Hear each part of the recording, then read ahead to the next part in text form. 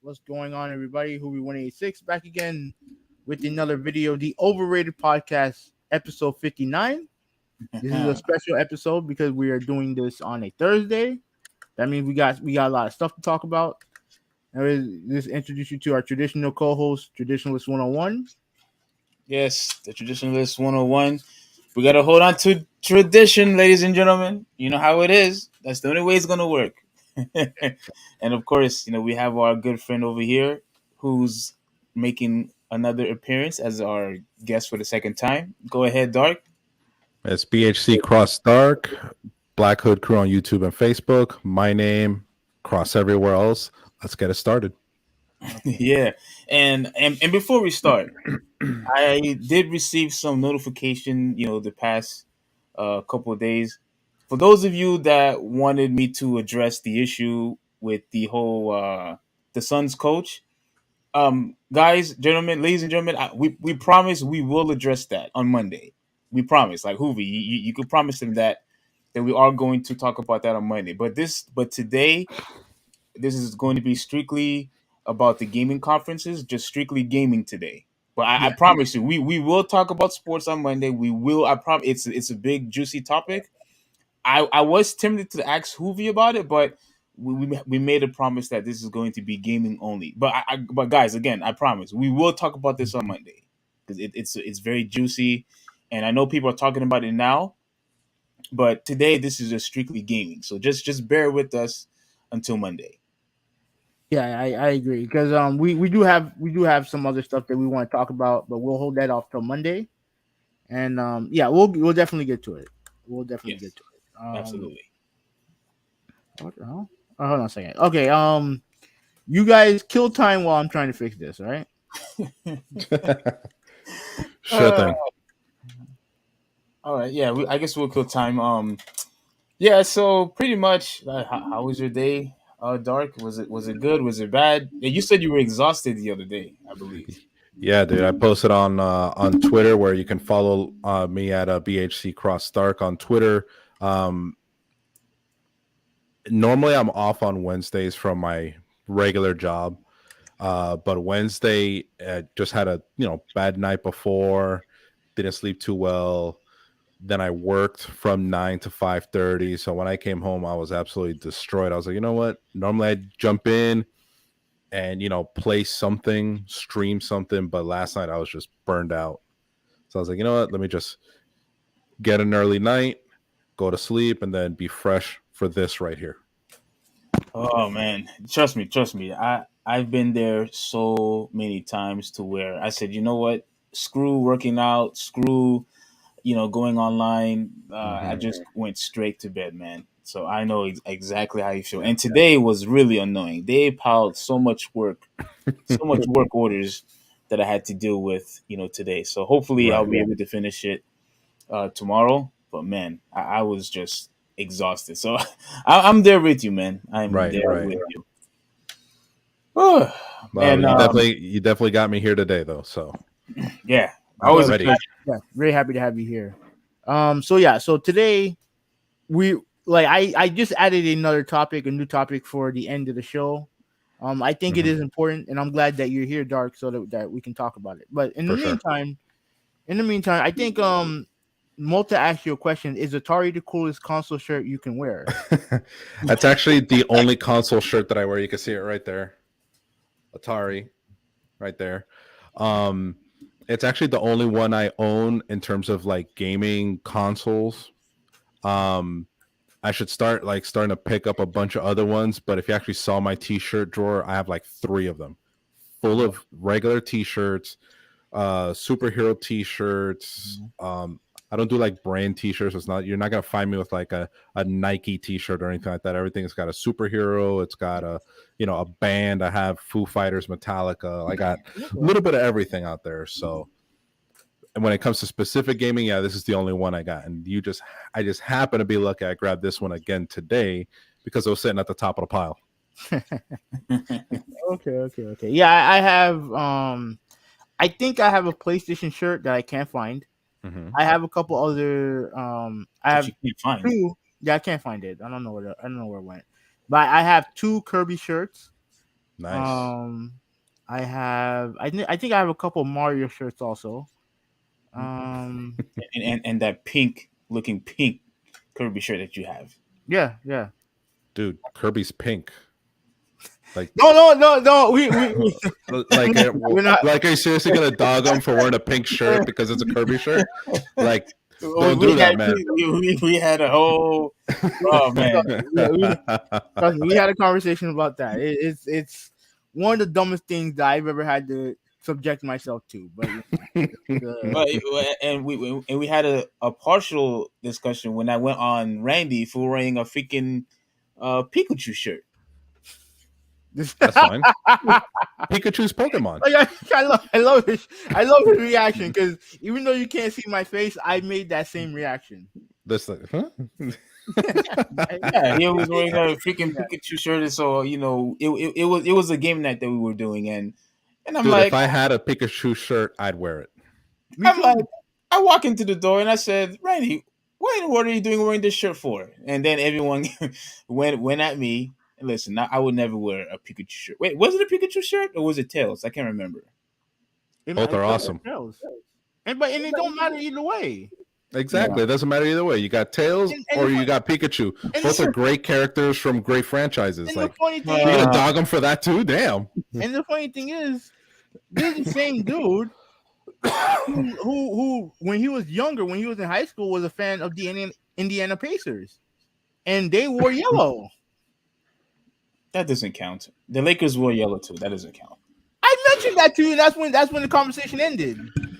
Dude, is this really going to be a thing about like colors that people should wear? Because at the end of the day, if it's comfortable and it looks cool, at the end of the day, does it really matter what color it is? No. Would you guys wear? I'm gonna ask you guys one last question, like I asked everybody else. Would you guys wear a Tweety shirt? Hell yeah.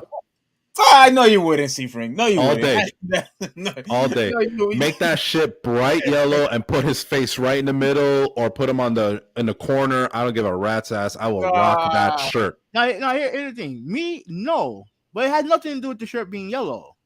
It's because I'm not a fan of Tweety.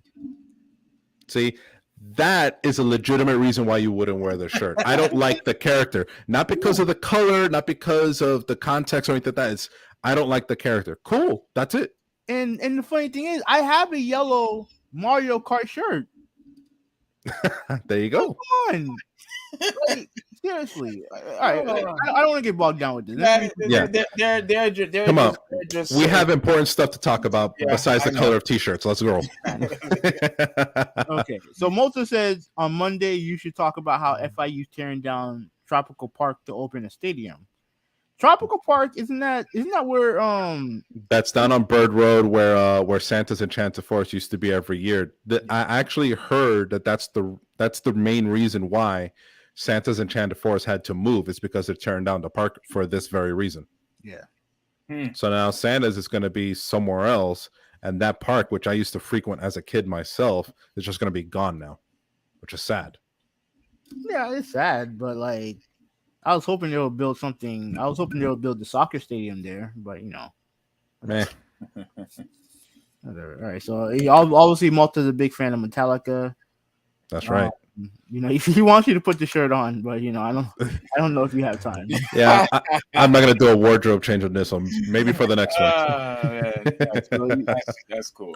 Tell him, Steve, take off that Pokemon shirt and throw on a leather jacket. Thank you. Dude. And he said, Everybody knows, as cool as people may think Pikachu or Kirby or Tweety probably is, everybody knows they're more catered to women. Those things are what usually a girl would wear, not guys. Sorry. we've already debunked this. Like, cut the crap. Yeah. We already debunked it. Cut the crap. That is a straight L opinion. And he also Straight said up. he also said dude wearing yellow isn't bad. It's not at all. Not even a little bit. Yeah. Again, this comes down to a personal preference. If you like the character, you wear the shirt, regardless of what color it is. All right, so Shane is here. I thought your boy was Keemstar for a second. Keemstar. Who the hell Yo, is that? Shane. Some dipshit on the internet. Probably. Yeah. Shane, what's up, man? Hey, you missed a funny podcast on Monday. I had freaking Hoovy over here and Malta went off on me because we was talking about the Ninja Turtles. Oh, and Jabanis went off on me too, just because we was talking about the turtles. But you missed it, man. It was good. Multi said I got a crop top. I think is awesome. Dude, at the end of the day, is it comfortable? Yeah. Because Yeah. personally, comfort supersedes everything. It supersedes style. It supersedes other people's opinions. If you're comfortable, does it really, really matter what other people think? You got people, all high and tight. I have to wear some sort of designer shirt, or I got to wear designer pants or designer shoes. Like, are you comfortable in that shit? Because if you are, cool. But if you're not, dude, I have no problem rocking a pair of basketball shorts, flip flops, and a t-shirt, because at the end of the day, that's me and my comfort. Oh yeah, absolutely. Everything else doesn't bother me, bro. Not even a little bit. Yeah. So yeah, and Shane said that he would wear Pikachu all day. There you go. No. Pikachu. Yeah. No, he was in the he called me during the podcast, and the thing is that he and Steve were arguing over turtles and stuff like that. It was boring. It was boring. It was. You made it boring when you answered the phone because nobody could have heard. If you had put him on speaker, maybe it would probably been more entertaining to hear him rant and all the foul language that he liked to use. But you didn't do that. It was just you and him, and you basically neglected everybody else, including me. That's the problem. All you guys will be fine. And Shane, I completely forgot that Jabanis, because he goes to the comic book store all the time too. So I'm not surprised that you know him. But bro, me and him went at it on Twitter yesterday. We went at it because, like I said, this is not a Ninja Turtle topic. But I just want to be real quick. All I basically said was that we had enough. you brought up freaking Venus back. You brought up freaking Janika, what nobody cares for, and now you're gonna have 4 additional turtles. I'm not interested. So that was it. Yeah, I think you were completely. Give me a quick moment, guys. I'll be right back. Yeah. All right, no problem. I think you were completely wrong on that. And one last thing, for you to say on Twitter, just because you thought it was 4 new turtles, like, who gives a crap? It's still 4 additional turtles at the end of the day. It's still 4 additional turtles anyway, regardless if they were born or if they were clones or if they're robots. It's 4 additional turtles that I don't need. But you have enough. You made it seem like it was a complete and utter change to the franchise, and it really isn't. Well, based on history, I don't remember any turtle that's been killed off. Maybe Shane, maybe you could tell me, but I can't really remember a turtle that was an addition to a story that they got rid of, with the exception of Venus. But I don't think she was in the comics. She was just in that stupid show. Okay. But other than that, if once they bring them up, I don't think they're gonna get rid of them. I think they're here to stay, based on history. You said they've been cloned turtles. Um, yeah. Once they free come back, then you immediately pivot to Ubisoft. Oh, you're back. All right, I'm back now. So, Sorry about that, guys. no, no, you're good. I was just pretty much addressing that we have more than enough. We don't need any more. But we'll see how the story goes and how the story progresses. Mhm. And I'm sure me and Shane, will talk about it, and me and Jabonis will argue about it. All right, Ubisoft. Talk about Ubisoft. All right, so we're gonna start with Ubisoft. Mm-hmm. Yeah. All right, so where do you want to start with? Because I know one of the big things is still that crossover with Mario and Raven Rabbids. They got the new what the hell is this thing anyway? Is there some? Yeah, it's gonna be 3-piece DLC, or it's part of the DLC for Mario and Raven Rabbids called Sparks of Hope. It's gonna be a Nintendo Switch exclusive on October 20th of this year. Hey, have you played it? I have not. The whole like Raven Rabbids, like that whole series, does not like catch my attention at all. Like not even a little bit. Okay. What What about you? You Steve, you haven't played it, right? The Mario and no, and frankly, I'm not really interested in Mario and Rabbits. There is only one crossover that I've been waiting for. I've been What's I've that been one? I've been I've been waiting for a Mario and Sonic crossover, not that piece of Olympic mini game crap garbage. Well, you're I am waiting for a legit Mario and Sonic crossover. I promise you, if they were to do something like that, they would be simultaneously both shooting themselves in the foot and doing something great, because you can't pit those two characters together and have it exclusively. Because I know you got a guy just commented, a Nolan Void commented it was Smash Brothers. That's not technically a crossover. That's more of like a fighting franchise, and he just happened to be a character that got brought in. So I'm guessing what the traditionalist is talking about is a legit crossover, a single game where both characters appear in exclusively, right? Yes. Yeah, you're not going to get anything like that. I mean, especially since they were rivals for a long time, up until the death of the Dreamcast. Mhm. To get a legit Mario and Sonic game together probably won't happen. Yeah, and that's really unfortunate, because Sonic was really the only true rival that Mario had to compete against. Now, and I know other people brought up, Crash, and I think Crash was there for its time for a little while. For sure. But I think the real long run was Sonic. Sonic was really the only other um, character that could really truly compete with Mario. Yeah, and yeah, in terms of like the popularity and the amount of games that came out, yeah, it was Yes. definitely Mario and Sonic. Everyone else was left in the dust. And the fact that how much box office both Sonic movies have made, that just shows you how relevancy that character actually have. He's such an iconic character. They're still making toys. They're still making comics for him, and he's here to stay, man. Such an iconic character. Well, yeah, I mean, yeah, you definitely mentioned what the popularity is. He's got 2 movies under his belt. Mario has his coming out soon, which kind of iffy on that one, but we'll see what happens. But definitely the Sonic game movies were actually better than I thought they were going to be.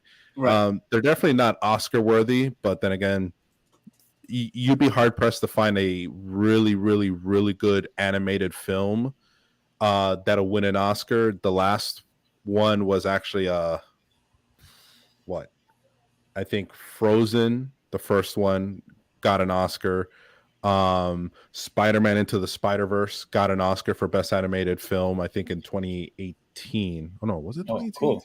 No, I think like 2019. So Oh wait, so a superhero who went through identity change, won an Oscar, and a lot of people liked it and watched it, and people didn't care that it was Peter Parker, that it wasn't Peter Parker, right? Yeah. Oh man, you're breaking up, bro. Yeah, no. You're back. Miles Morales as Spider-Man is just he's the Spider-Man from another universe. Like where Peter Parker is Spider-Man in one, Miles Morales is Spider-Man in his. So it didn't matter. So it didn't the matter same if he was, superhero character, but it's just a different dude. That's so all. it didn't matter that he was Hispanic and black and Hispanic. People didn't care about that. They just liked the movie, right? No, the movie was absolutely fantastic. The animation style, the actual voice acting, the characters that they displayed, the story, like it was so well done that it could not help but just start being praised and winning awards. You just couldn't because it was that good. I know what you're trying to do, having now. This is all your fault. Now that you brought that up, this is all your fault. I already had this argument with Shane. I told him the same thing, and I'm going to tell you. People like the idea of Miles Morales. They like the idea of him, but the main character that people care about is Peter Parker. That's who they care about. No, that was never my argument. That was never my argument. Peter Parker is that guy. I'm gonna settle it right now with a single phrase. Whether it's Peter Parker, Miles Morales, or anybody else, what people want is they want Spider-Man. That's what people want. They want Spider-Man. It just so happens that in one particular instance, you got some pasty white guy under the mask. In another instance, you have this darker skinned Afro-Latino kid who's Spider-Man. In another instance, you have literally a bag of spiders acting as Spider-Man. In another instance, you have a woman as Spider-Man, or Spider-Woman in that case. Or you have Gwen Stacy as Spider-Girl. At the end of the day, that's what people want. They want to see this character. And if you can have multiple instances of that character, like Into the Spider-Verse did, dude, you're kidding me? 5, 6, 7 different Spider people. You had Noir Spider-Man. You had Spider-Ham. Like, come on, man. Like, at the end of the day, people want Spider-Man. In fact, when Marvel was having financial issues and they were selling some of their properties, to try and make some money, this was, years ago now. Sony came to them and said, okay, we want to buy Spider-Man, because they knew that was a extremely popular character then, and even more so now. Marvel actually said, hey, we have Fantastic Four, we have all these other ones, right? And Sony was like, nope, all we care about is Spider-Man. And they snatched up Spider-Man. So that's what people want. They want Spider-Man. It honestly doesn't really matter who's under the mask. And actually, if you watch Into the Spider-Verse with that kind of mentality, you can really understand that at the end of the day, it didn't matter that Peter Parker was dead. What they really want is the New York needed Spider-Man. And it just so happened you had this kid, Miles Morales, step up and become that Spider-Man. You see what you did, Hoovy? You see what you did? I ain't nothing. All I did was make a point. Now, let me read some comments. Go ahead. Shane just posted, anyone can wear the mask. That's the newest comment. Anyone can wear that mask. Man, that's not what he said to me in the comic book store. That's not what you said to me, Shane. Yeah. let me read some comments and then y'all can continue, right? But do you know who actually said that? Who actually said anyone can wear the mask? Who said it? Fucking Stan Lee in the movie. Conversation's done right there. You had the creator of Spider-Man literally telling you to your face, anyone can wear the mask. That dude's woke. You're done. So that dude's woke anyway. So he only created the entire universe. But whatever. He's woke. So if anybody's woke, it's Stan Lee. Okay, he created everything. Yeah, let me read these. All right, I played Mario and Rabbids. It's pretty good, but the cutscene sucked. That's from Malta. And then Malta mentioned Mario and Sonic at the Olympics. That's the extent of what you're gonna see of Mario and Sonic. Unfortunately, some sort of like competition type game, like the Olympic Games. Other than that, you're not really gonna get anything good out of that mashup. Yeah, the two gameplay styles are way too different in my opinion, and you need one studio to make that game because yeah, like and I think Malta said it here that I think it mostly will benefit Sega as Mario is way more popular. True. Yeah, no, the popularity part I agree with. It just it depends if there is a theoretical Mario Sonic game, who is it going to benefit more?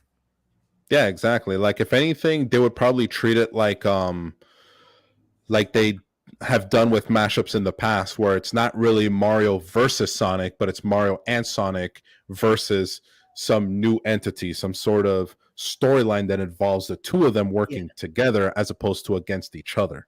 You I know what I actually, mean? if you since you said it that way, I think that could work, but It it's gonna take some real manpower. Yeah, and it, like some very good, like tiptoeing, some fine tuning to Hmm. actually come up with something that's good that involves both characters, that is independent from, say, the Olympic Games or Smash Brothers, which are Absolutely, literally the only two instances where they are together. absolutely. Shane said that Sonic movies are fun. 100% agreed. Multa said I had many Sonic games as a kid, but they are kind of overrated. Yeah, Some of the newer ones are, yeah, but the older ones can't be beat. I don't hate the older Sonic games, but I don't think they're as good as the Mario games, as far as I'm concerned. Well, if you're comparing those two, I mean, it's like apples and oranges. They're Yeah, both fruit. They're just two different types of fruit.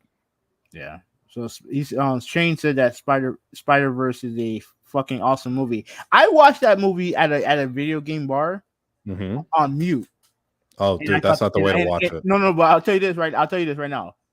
I was hooked on the movie on mute. You know Even what I with mean? mute. Yeah, even on mute. Like that shit was insane. So I watched it again. I watched it again. It's a phenomenal movie. I really like it. Yes. Yeah, Steven is tweaking for not liking Morales. Yeah, for not liking Morales. Yeah, he's out of his damn mind.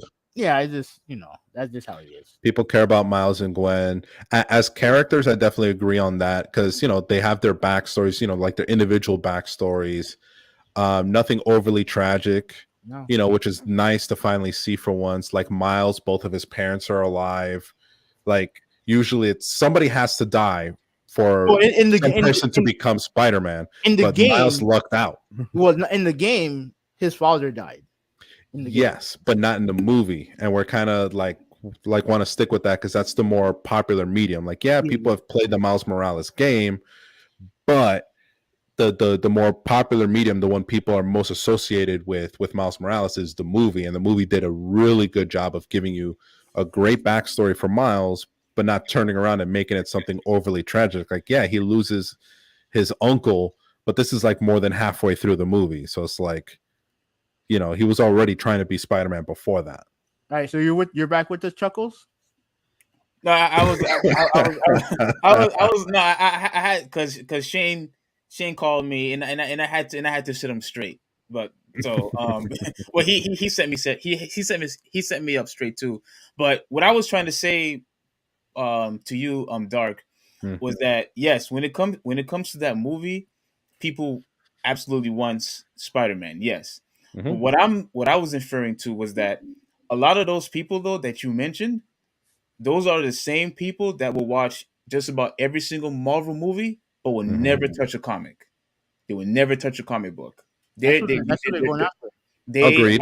Yes. So and yeah, in a lot of instances, you see a lot of people who will gravitate and say they really like the Miles Morales character, but have never picked up a comic book, because those of us that have knew who Miles was even way before the movie came out. And that's what I mean, and that's what I was also trying to tell Shane when I was having the debate with him in the comic book store. People want, at the end of the day, the true fans, we want Peter Parker. We don't care about anybody else. If Miles Morales never comes back, if Gwen Stacy never comes back, we would not give it. That would leave an absolute void that needs to be refilled by something else, and they will find something. But I promise you right now, people want Miles, people want Gwen, because they're great characters, great, well-written characters, and just so happen to represent people that have really never been represented before in any media. It just so happens that you have a kid that's, who's who is Afro Latino. You got a white girl. You have Spider-Man 2099 is Puerto Rican and Irish, which is like way out there. So yeah, it these are characters more than anything else, fictitious characters that just so happen to represent different areas of society that for a long time were not represented at all. And And if I'll they say, were represented in a negative light. and, Now you have a Miles Morales type character who is a superhero. Yeah, he's on the younger side, but does that really stop anybody else from being a hero? No. So he is Spider-Man at the end of the day. Mexican and Irish. See, I was wrong there. Shane set me straight. Spider-Man 2099 is Mexican and Irish. No, and, So trust me. Shane knows his stuff. Shane knows his stuff when it comes to comics. I was debating with the guy for hours. He knows his stuff, man. no, I wish Javanis was here, but he said he's out there. here's the thing though, and also you can't deny the last time me and you went to a convention, there were a lot of not Spider-Man. There definitely was a lot of Spider-Man, but there was a lot of Miles Morales Spider-Man, and there was a lot of Gwen Stacy's too that we saw. Mhm. Yeah. That's There was a lot of Gwen Stacy's and a lot of Miles, and there that's was a called lot of representation. and a lot of Peter Parker original Spider-Man. But again, those are a lot of those people will not touch a comic. All right, but they don't care. They don't care about that. They care about the people who will watch the movies and who will consume their product when it comes to like media. They don't care about you comic book geeks. They don't care. I'm just being honest. I'm just being honest, and I'm just being honest. So let me see. Let me see if I can run through some of these. Ruben, what's going on, bro? What did you miss? You didn't miss nothing, bro. You didn't miss, You sure about that? no, you didn't miss nothing. All right. At least on the topic at hand, no, not really. Okay.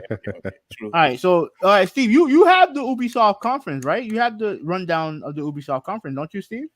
I have most of it, but I didn't. There was a lot of them that I didn't really care for. Like I didn't really care much about um the Division 2 because that game's already out. That was just like an I updated. just run through just run through the games that they showed. They also showed Just Dance.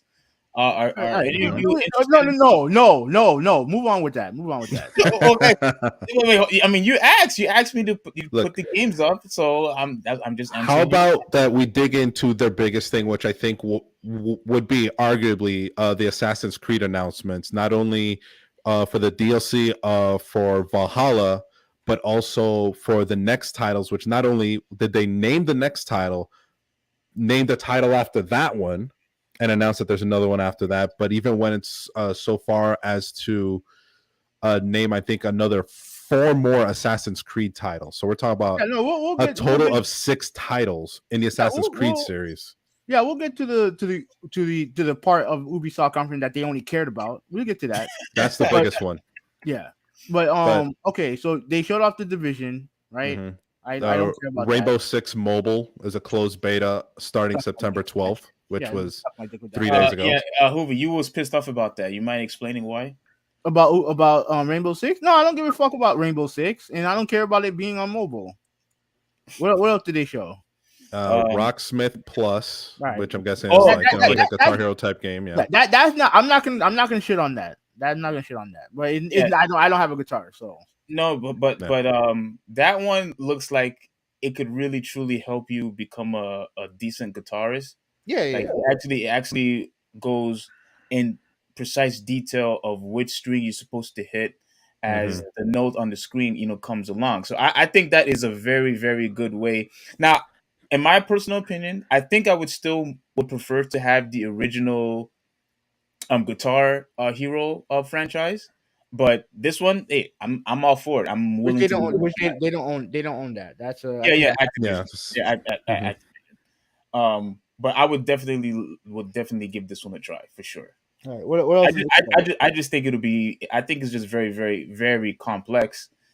But I think with practice, I think most people will be good with it. What else did they show? I think they showed something about the crew. I think it's called the crew. The Crew 2. Yes. Got a trailer that was highlighting the Dominion Frozen update. Wait, the Crew 2? Yeah, The Crew 2. They showed that, or Yeah, it got a new trailer that was highlighting the Dominion Frozen update. okay. Yes, you didn't Like see all I that? have is No, I didn't see that. yeah. The only thing I have in front of me is like a summary, but yeah, that's what this says right here. No, I didn't. I didn't see that. I didn't Oh, see that. that's But what they anyway, got. okay. All right. What else? I'm surprised you didn't see that one. They That expanded the Ubisoft Plus service, so they added a bunch of indie games on there. Lake, Fell Seal, Arbiter's Mask, Evans Remains, Astrologaster. I'm pretty sure I butchered that. The Last Friend, and A Normal Lost Phone. So these are indie titles that are just being released on Ubi Plus, which is Ubisoft Plus, which is similar to like your PlayStation Plus type Yeah. of service, where they just give you like these free games or low cost games you Okay. can access So quickly. I must have fell asleep during that portion of the conference. That What, doesn't else? say a whole lot about the Ubisoft conference, does it? Yeah. So I know they have a Division Heartland. If the game played the same, I'm not interested. What else did they show? Nope. um, Besides all of that, you're looking at the Assassin's Creed stuff, Okay. All right, so if that's what that, Trackmania. yeah. Oh, I'll give that game a try. I've never played. I've heard of it, but I've never played a Trackmania. Me either. This is the first I've ever heard of that title. Like, what is it? It's pretty much a racing game, but the real gimmick of it is the pretty much the tracks. Like people can create their own tracks, Ah, and it's he- pretty crazy. hence the name Yeah, Trackmania. yeah. Okay, makes So sense. yeah, I'll definitely give that one a try. hey, I'll, wasn't there some type of Smash Brothers clone game that they brought up? Brawlhalla. Yes, that one. Yeah. yeah, that's So been out, but that's been out. So okay, well Was that's the what thing. was the update? What was the They update? did an announcement for Brawlhalla that's adding Simon Belmont and Alucard from the Castlevania series will now be DLC Yes, characters in yeah. Brawlhalla on October 19th. So if you play Brawlhalla, you're gonna get Simon Belmont and Alucard. Not for nothing. mhm. My like Alucard is one of my favorite characters from the Castlevania series, next to Richter Belmont. And he's in. One of the Belmonts is in Smash Brothers, right? Both of them actually. Okay. You have Simon and Richter. Okay. Oh, so okay, that's cool. That's cool. That's cool. Yeah, they're basically clone characters. They have the same move sets, but they're actually two individual characters. The announcer announces them like by their name. So very, very cool. Very great characters in Smash. So Steve, have you ever Yeah, have you having ever a played Brawlhalla? this is Brawlhalla here. I wanted to give it a shot, but here it is, Hoovy, just in case if you. Okay, so these- this is these like the characters. reveal trailer for Simon and Alucard. Yes, No, I've heard of Brawlhalla, but I've never played Okay, it. so Simon fighting Yeah. against that's him. a Dracula. Okay. Yeah, All that's right. that's the additional character. I mean, the game looks fun to play. The game definitely looks fun to play. It's definitely got a very unique art style. That's for damn I sure. do like that too. Yes, the art style is also fantastic, and And there's this Alucard. this does not surprise me. Like I knew one day we was going to eventually get a trend of other developers try to mimic Smash Brothers or try to have the same success as Smash. Yeah. And it looks like they don't have a choice. Like they really trying hard to compete, but Yeah. I don't think it's going to work. I think it's going Me to be either. good, I mean, again, but as far as the same success and as far as having a large community, I don't think it comes close. I mean, Brawlhalla's been out. Like I don't like. Obviously, it's not nowhere near Smash, and I don't even think it's near Multiverses. But I've heard a lot of people talk about Brawlhalla. So Yeah, but absolutely. all right. So before we get to Before one last thing. So Dark. So you are interested in this? Not really, because again, Oh. this is basically just a Smash Brothers clone type game. You Right. get a bunch of characters from different franchises to kick the crap out of each other. It's an interesting concept because this is a different developer, they have access to different characters. But not for nothing, once Smash Brothers picked up Sonic, Solid Snake, Simon, Richter Belmont, Cloud, Sephiroth, and now Sora from Kingdom Hearts, like you're gonna be super hard pressed to come up with any kind of game title that comes even close to Smash Brothers at this point. Oh, dude, the emotion that people was giving out when Sora was the last character Oh, to dude, be people were announced. crying, Yes, literal tears down their face when that Sora was announced for Smash. It's crazy, crazy, crazy. Like the emotions that people felt for this, and I understand it for sure. Kingdom Hearts is a yes, great game series. It's a hit or miss on some titles, but overall, it's a great franchise to enjoy. Um, and once Sora got announced for Smash, that was it. Game's over. right, absolutely. Okay, All so right. I guess Re- you get the gist of this one right here. Yeah, So yeah. Mm-hmm. Before we go to the Ubisoft part, let me read some comments and then we'll get Tunnels. to it. All right. All right. So Ruben said that he loved Just Dance. I feel like you're trolling my guy. He also said I mean, just um, what was that game where you had the freaking floor on the pad?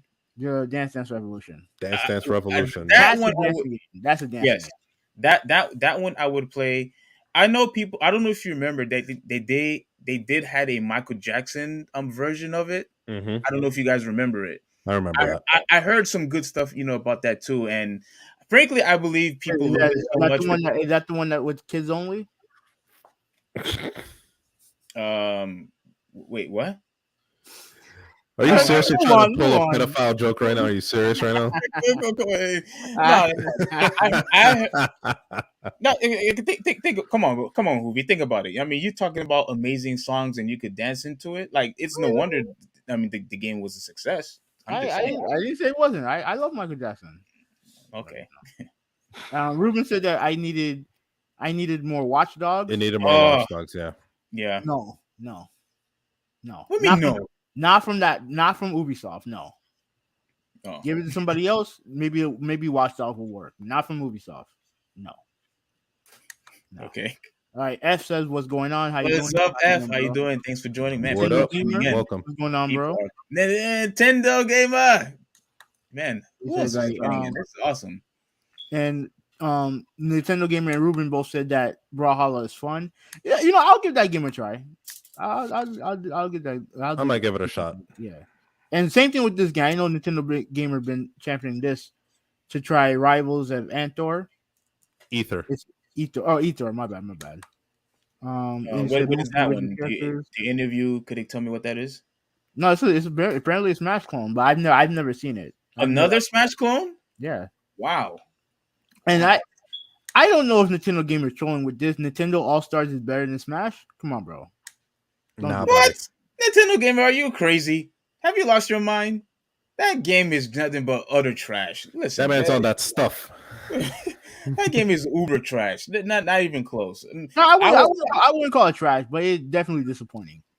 If you had said multiverse, you would still be wrong. But I wouldn't call you crazy for it. But I think You know? Multiverse is better.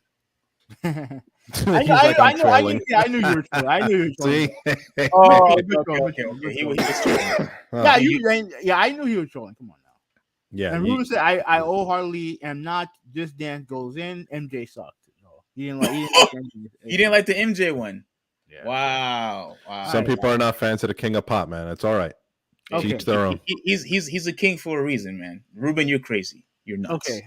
You guys can talk about the Assassin's Creed bullshit. Oh, you go first, Stephen. All right. So I don't know if it's a I'll be right whole lot of bullshit, but Assassin's Creed got Mirage, which supposedly is bringing the franchise back to what they say the basics starting next year 2023 across all platforms. You talk about PC, PS4, PS5, the Xbone and Xbox Series X and S. So I'm guessing that's great for people that are fans of the Assassin's Creed series. This one does take place in the Middle East. We're going back to Baghdad, which is in Iran or Iraq, somewhere in the Middle East. Yeah. Right. But then they also announced forward more Assassin's Creed Infinity, which is also gave us the first two games as part of the Assassin's Creed Infinity. So this is like a set of games that are going to be coming out in the future. Codename Red is going to be the one that takes place in feudal Japan, which Wait, I hold on, understand people are really happy about. hold on. This back to Mirage for a second. Mhm. Apparently that game's gonna be $50, from what I heard. Okay. It's gonna be 50. So it may not be a full fledged Assassin's Creed game, but I mean, Well, if you're gonna get back to basics, then I think that's good either way. if they're trying to kind of like bring the franchise back to what made it good in the first place, um, then yeah, for $50, if you're gonna give me a game that is up there with the likes of say the first one or even like the second one, Assassin's Creed 2, Yeah, or I mean, it'd be kind of hard to top Assassin's Creed 2 or even Black Flag, which is uh arguably some of the higher tiered Assassin's Creed games yeah. across the entire series. So if they're trying to get back to that kind of gameplay, that kind of development mentality, I'm here for it. Okay. And they also said they have the Assassin's Creed Infinity, which is more of like a it's not like a box set, but it's going to be a series of games that are coming out over a period of time. Yeah. Like I said, Codename Red is going to be the one that takes place in feudal Japan, which I think that one is going to be absolutely monster, because that period of time in Japan also saw the rise of the ninja as an actual counter to the samurai class. So an Assassin's Creed game taking place in Japan and you get to play as a shinobi, that's definitely gonna be a big thing.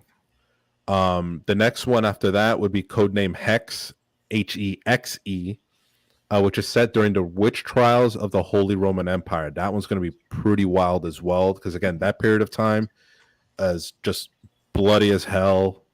So Assassin's Creed would definitely fit right in there as a franchise during that period. After that, everything else is kind of just they haven't released any names on it, but it is part of it. I remember seeing uh like an image that Ubisoft had posted that kind of shows like their breakdown of the next games that are coming out. It showed Mirage, it showed Codename Red, and then like literally 4 other titles that are I know coming out we as got part one. of the thing. So I think the mobile one's gonna be China, right? What else did they show? I know they had a whole bunch of Assassin's Creed games. So and altogether they announced how many Assassin's Creed games did they announce? like 8. And we Hey, and we oh, I and thought it we was like 4 or 5. and we No, can't it's like a lot. get one new Splinter Cell game. We get all these fucking Assassin's Creed games, but yet we can't get not one new Splinter Cell game. Fucking awesome. Yep, Yeah, typical. and they didn't show anything with about Prince of Persia. They said there was making that no update with Prince That's of true. Persia. Yeah, no, there's been no updates on Prince of Persia or anything like that. At least from the summary that I'm reading right here, Ubisoft's got nothing on Splinter Cell and nothing on Prince of Persia. And they realized that I think what happened is they shared screenshots of Prince of Persia. It looked like a PS2 game, and they had to go back to the drawing board. Of course. So Yeah, and so none of those games. I know you don't care about Rayman, but I do. And I like Rayman. oh, you do. Yeah, You have a game. You have did you own a copy? I had one on Vita. Oh, Vita, the handheld that you got rid of. Okay. After I did after I played everything I played on it, everything I wanted to play on it, I got rid of it. But Too funny. but yeah. So here's the thing that I want to also address real quick before we move on. When it comes to this Assassin's Creed, having I know you're going to disagree with me on this. Seafriend, you might disagree also. Shane, you may also disagree. But everybody was going off on Ubisoft when they were showing this trailer. And the reason why was because people were saying, "Oh, I wanted to see gameplay footage."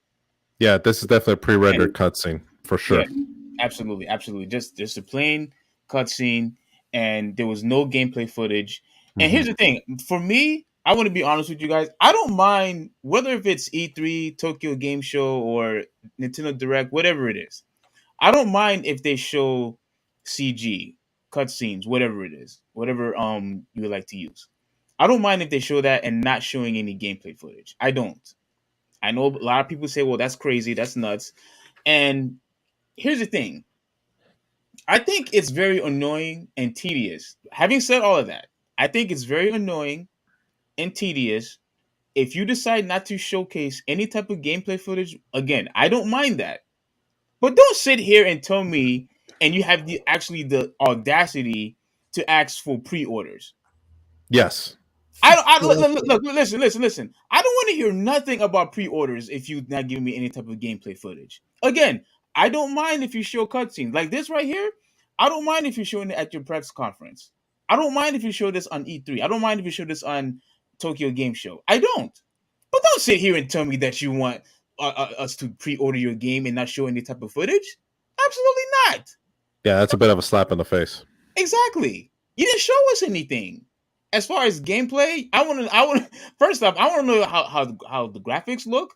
I want to see if your game works, and I want to and I want to see if there's any new mechanics that you put into the game, any innovation that you put into the game. If you didn't do that, don't tell me anything about pre-orders. That's what pisses me off. So, yeah, no, I completely agree. A game is not worth pre-ordering until you actually see what it's really about. A pre-render cutscene like this here for Assassin's Creed Mirage is nothing more than, a short film. You're not showing me anything of substance. You're not showing me exactly gameplay. You're not showing me how, like, what it's actually going to be like when I have a controller in my hand and I'm sitting in front of my TV or whatever. So is it nice as a reveal trailer? Of course, yes. It looks great. It looks like it's going to be pretty interesting. It looks like a nice movie. Yeah, exactly. But until you show me what the game looks like, just be like, okay, this is something that's coming out soon. Keep our eye out for it. And then once a gameplay trailer drops, then you can be like, oh, by the way, our pre-orders open tomorrow at whatever or something, Yeah. Then you can do pre-orders. But until you show me actual gameplay footage, don't start asking for my money. Exactly. Because if anything, that's going to be a turnoff. Yes, because when they talked about pre-orders at the end, I felt I felt insulted. Show me gameplay footage first before you telling me to forfeit my money to you. And again, I don't mind CG like Havino does, and like guys who I also listen to like Maximilian, Angry Joe. I'm pretty sure you're familiar with those guys too. They complain a lot when gameplay footage is not being shown, and I get it. But again, I'm not giving you a dime until you show me some gameplay footage and show me how the game looks. Because I'm not going to be refused to get swindled and bamboozled again, like how freaking Cyberpunk did me. That's not going to happen again. And then the same thing with Street Fighter V. I'm not going to be fooled and bamboozled again like before. That's not going to happen. Of course. I know. I agree with you guys, but to me, as long as you're able to, if you pre-order it and you see that it looks like dog shit, then you can get your pre-order back, then it's fine. But the thing is, I'm not wasting my time doing that. But the thing is that when you do a pre-order, is you're already putting something down, whether it's $5, $10, or whatever, and you're basically letting the studio know, hey, you've already got me with what you've shown. What that's doing on gaming as a whole is it's telling studios, hey, let's focus on coming up with some really awesome looking CG rendered thing, and then ask for people's money immediately afterwards. When it used to be, until you show me gameplay footage, I was not interested. Yeah, but you can show me pre-rendered stuff all day long, but until you show me what the game looks like, that's when you're gonna have me. Okay, does the game play well? Is it smooth? Is it gonna play well? Things like that. Show me that first. Yeah. But you'll see. Don't give me a pre-render cutscene. Don't do that. Yeah, you'll see the gameplay before it comes out, and if the gameplay don't look good, then yeah, you just cancel your pre-order. Like, I get what you guys are saying. Right. So, but all right. So you guys have an opinion on the conference in general? Because I'm already gonna give you my grade right now. It's an F. I wouldn't be that harsh. Like, I wouldn't give it an F right out of the gate. I would say, like, this is definitely a D. There's some potential there with certain titles, but Wait, that's not any better. It is slightly better because it's not a full out failure. There's still hope for certain titles like the Assassin's Creed series, but that CG pre rendered garbage is not enough. This guy said, "Oh, I wouldn't go that far. I'm giving it a D." Yeah. Hey, I could have just went, hey, you know what? Just give it the furthest letter, give it a Z, and we're done. But no, there's I, still stuff I, here I would give it a Z that for it put me to sleep. Oh man! That Oh, shit you put me guys to are sleep. great, man. look, Oh, I needed to laugh. not for nothing. I think their biggest selling point is that listen to me, Assassin's Creed series. I think that's going to be their biggest thing going forward out of this. But again, if all you're giving me is a single pre-rendered cutscene video thing for only one of the 8 titles that you've announced, yeah, you're not going to get a whole lot out of me. You're definitely not going to get my pre-order money. That's for damn sure. So there's potential here, but only if they build on it. And definitely they got to, go into their, safes or whatever, go into the back closet and start dusting off some of these, titles that, they're not doing anything with, like your Splinter Cell, like, your Raymans and stuff like that. Like, this is stuff that worked before. Now you're just letting it sit on a shelf somewhere. Yes. Go dust it off and do something with it. Give us something more. We know what they're doing. Like when it comes to the games that they make now, everything is a full price games as a service. That's what it is. That's what they turned Assassin's Creed into. Mhm. And that's what they're going, that Japanese game, the one that's taking place in Japan, that's going to be in the same vein as Valhalla. So, you guys have fun with that. Here's the thing. I don't care about Assassin's Creed. Not a Mhm. fan. Yeah. So, and that's pretty much like 30% of your conference, right? Yeah. And then everything else you showed, I didn't care about. I don't care about. When the thing that I actually want to play the most out of your conference is a indie racing game, that conference is a failure. Mhm. It's an absolute abject failure. Wow. Like I said before, they didn't show nothing with Splinter Cell. Yep. They didn't show nothing with Prince of Persia. Mhm. And everything else they showed is either something that I don't care about or have very little interest in. Right. This shit was garbage. Awful. Well, I can definitely see why you would give it an F. It's an F. Garbage. Awful. Well, Well, what about you? I would give it a C. Because they did show us something, and then they were going into great details of the games that they did show, and I feel like I can't really give it an F. I understand why you give it a. Well, actually, no, I don't understand why you would give it an F because Why would I not give it an F? Go ahead. because they did show us games, and it's not like they didn't show anything. Like they showed us something. Steve, It's just unfortunate for you that you're not an Assassin's Creed fan. That's all. Steve, I didn't give a shit about nothing they showed. Nothing. I wasted. The only reason why I was able to watch the conference was because I was watching someone else watch it and reacting to it. Oh, really? Yeah, I didn't watch the show. I didn't watch the show by it. If I watched the show by itself, I would have turned it off after 5 minutes. That Oh, wow. show's garbage. They fucked up. Like I said, when it comes to Ubisoft, they fucked up every franchise that I ever loved from them, and they used to be vast. I used to love the Rainbow Six Vegas games. I used to love the Ghost Recon games, Mm-hmm. right? But ironically enough, it was when they started annualizing Assassin's Creed is when I fell off from them. And it also continued with them effing with the Rainbow Six Siege, which I don't like. They completely effed up the Ghost Recon franchise. And Watch Dogs is fine, but it gets boring after a couple minutes.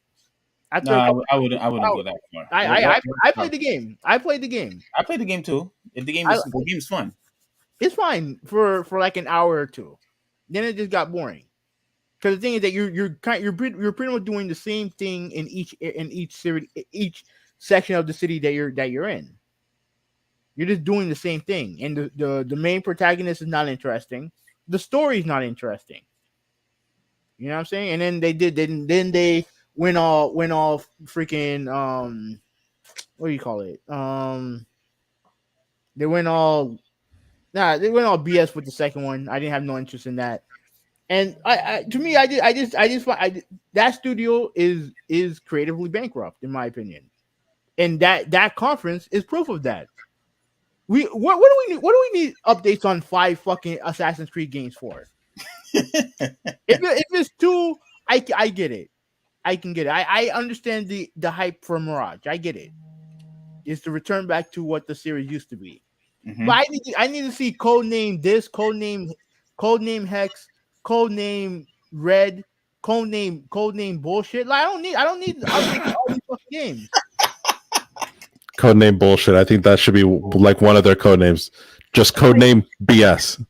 Exactly. Where's the fucking Splinter Cell? Where's Splinter Cell?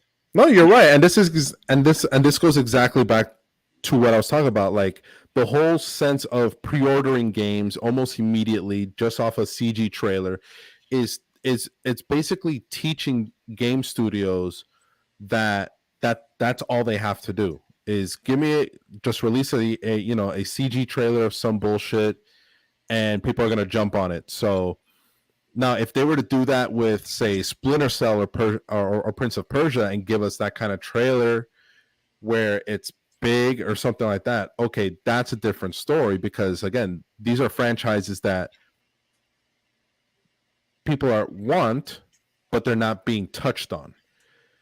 And I think that's what's going to end up shooting them in the foot is, yeah, Assassin's Creed is great for those that enjoy it. But if you don't start getting back to some of your other fans that were there for, the Prince of Persia series and Splinter Cell, you're just going to keep losing people till eventually you're just going to be actually bankrupt and fall out. Yeah, I mean, I agree with a lot of the things you and Hoovy 186 said. I was really hoping for that I would get something on the Splinter Cell game. I mean, at least a screenshot. Like give us at least a screenshot. Yeah, give us something. When it comes to Splinter Cell, because that franchise has been dead for a long, long time, and I've been waiting for a new Splinter Cell game. I've been waiting for a new Prince of Persia game, and you guys haven't really given us anything. And Exactly. and then to top it all off, you insult me by giving me only CG and then asking me for my money. That's not going to happen. I'm not giving you a dime. So at the end of the day, that's why I gave it a C, maybe a C minus, but I'll just give it a C. It was just an average, low average conference to me. That's all it was. All right. So who wants to talk about Nintendo? All right, I can go ahead and get started on that one. I actually have it right in front of me. So, you can share it. Do you mind sharing it? Yeah, no problem. Give me a second. I'll share my screen real quick. Awesome. I got dual monitors here, so give me a moment. Cool. No, that's even better. All right, there we go. Big bala. Okay. All right, so are you guys able to see it? There we go. Yeah. Perfect. Yes, all right, so yes, sir. The biggest one right there staring you right in the face is The Legend of Zelda Tears of the Kingdom.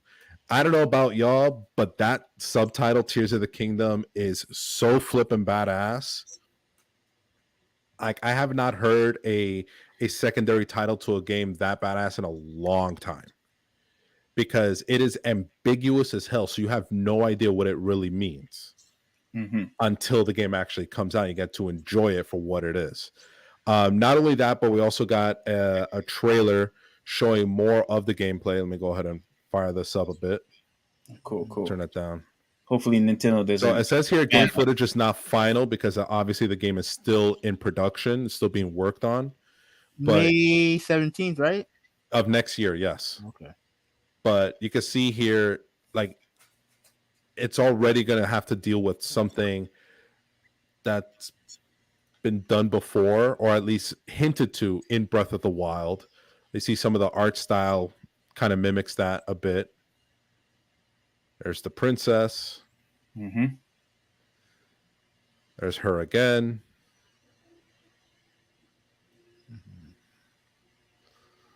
And there we go. Now, if you remember playing Breath of the Wild, this is how the actual gameplay was. It looked like this. So this isn't some pre-rendered cutscene bullshit like we saw with Assassin's Creed Mirage. Right. This is actual gameplay footage. This gets me hyped because I know this is what I'm looking at. This is what I'm going to play. Yes. Look at that. Yeah, that's awesome, man. Jeez, that looks so cool. The Legend of Zelda: Tears of the Kingdom. Can you pause that shot doing where he lands on that? Yeah, absolutely. Let me go. So this is it right here. Yeah, So right, this right. is this Oh man, basically that's looks beautiful. like a large glider. Now, if you remember the first trailer that Nintendo dropped for the sequel to Breath of the Wild, which back then did not have a name, it was just called Breath of the Wild 2 or whatever. Mm-hmm. The end of the trailer showed the castle, which was the final area in Breath of the Wild, actually levitate out of the ground and move into the sky. If you look at the background here, you can see other sections are now Yes. floating in the sky. This is still the map from Breath of the Wild. So it's not like you're going to a far off land. This is the same place. Mm-hmm. But because there's now this whole section in the sky, it's essentially doubled the explorable area for the game, which I'm super hyped for, because that was one of the big things for Breath of the Wild originally, was how large the map was and how filled it was with so many things you can do, not only filled with wildlife and enemies, but also people to interact with. The shrines, there were 120 of those. So hopefully with this title, we'll see a doubling of that now that we also have a section up in the sky.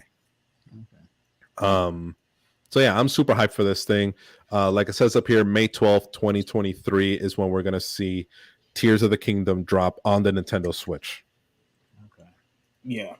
I'm also hyped about the game. I was really surprised. It because I thought I was going to get a completely different Zelda game, but A direct sequel. yeah, but Yeah, they with don't do this, that almost never. In fact, I don't think they've actually had. I off the top of my head, no, wait. There's been 3 instances where they've done direct or pseudo direct sequels to Zelda games. Mhm. The first one was the Wind Waker. If Yeah, you actually pay attention to the opening story of the Wind Waker, they're basically rehashing the story from Ocarina of Time. yep, So yep. Wind Waker is a pseudo sequel to Ocarina of Time. Wind Waker actually had a sequel called I think it was Spirit Tracks For the DS version. on on the DS, exactly. And then the last one was actually was also on the DS. The Legend of Zelda. Oh my god, it was I forgot what it's called. Jesus Christ, off the top of my head, I'm losing it. Which console? It was on the 3DS. It was the one where you could pre-order, or not pre-order, but you could get like the gold 3DS. Oh my god, I gotta look for this Is thing. that a Hold on. sequel to the Link to the Past? Yes, that one. Yeah, I forgot the name of it. Crap. Yeah, but that one was I'll look again it a up. pseudo sequel to A Link to the Past. It takes place in the same Hyrule, but just further in time. That's it. And this will mark the first time they did an actual direct sequel, where not only is it in the same world, but it also Link Between Worlds. There you Link. go. Shane got Okay, it. okay.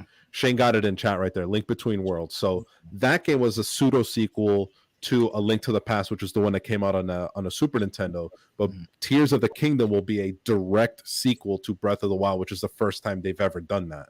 Yeah. But given how popular and how genre breaking Breath of the Wild was, I think Tears of the Kingdom is going to be an absolute monster, a force to be reckoned with when it drops next year. Okay. Oh yeah, that's definitely a day one buy. Oh, Definitely a day one buy. 100%. All right. So next here we have Fire Emblem Engage. I personally have not played into this series too much. It never grasped me, but I know there's plenty of people that do play it. Yeah. So I would understand their hype for this one. We'll go ahead and watch a little bit here. Obviously, I start with that Switch logo thing.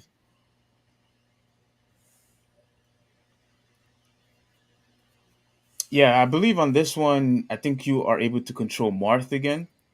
Um, I forgot which Fire Emblem that he was on, but now you're able to. Marth is on this game, and Oh, there he is right there. I've always been a fan of Fire Emblem. The thing is, like, they made so many in Right. recent past, I just couldn't keep up. Like I really couldn't keep up with all the Fire Emblem games. But this game definitely is something I am interested in playing. Yes, I'm going to buy it, so I'm interested for sure. All right. All right. So next up, So let's see. Do we have? I don't think we're gonna get any gameplay footage, but the visuals look pretty good. Okay, here we go. Gameplay footage. Yeah, yeah, Okay. that's what I saw also. Yeah. All right. So from what I can tell already, this looks to be pretty interesting. It's a turn-based um, strategy type of game. If you ever played it before, Final Fantasy Tactics. I don't know if anybody's played that. I've always wanted to, but I never got a chance to. Okay. If you get an opportunity, do it. The game is absolutely fantastic, but this is extremely similar to what it is. Here, let me point the right way as it is on the screen here. But this is very similar. It's going to be turn-based strategy. You pick your characters, you move them to certain spaces, attack, defend, use magic appropriately, depending on what decisions the decisions that your opponent makes. But it shows here that these sequences where the characters are actually fighting each other, this is like basically a visual representation of like, like let's say you're playing chess. This would be the visual representation of a pawn taking another pawn. You move the piece to the other piece and say, okay, attack your pawn. This is what it would look like. It would look like this. That visual representation, the two characters attacking each other. I'm looking at the comment right now from Shane. Yes, Shane, you're right. That is another instance. However, Majora's Mask did not take place in the same Hyrule, the same land, but it is the same Link from Ocarina of Time, just back as a child. But he actually goes to another world called Termina, which has similar characters. But it has absolutely nothing to do with what happened in Hyrule. They don't know who Link is. They don't know what a Triforce is. There's no kingdom there. There's no Princess Zelda or anything like that. But yes, Shane is right. Majora's Mask was a pseudo sequel to Ocarina of Time. Did you Dark, or you Shane, did any of you beat the game Which one?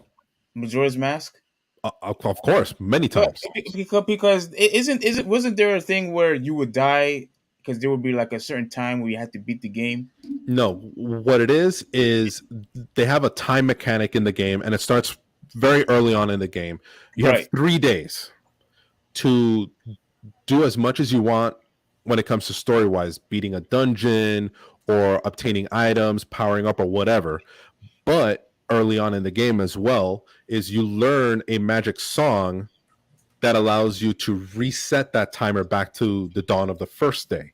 So, okay. But the problem is that each time you play that song, any progress you made during that 3-day period is erased, and you start over again.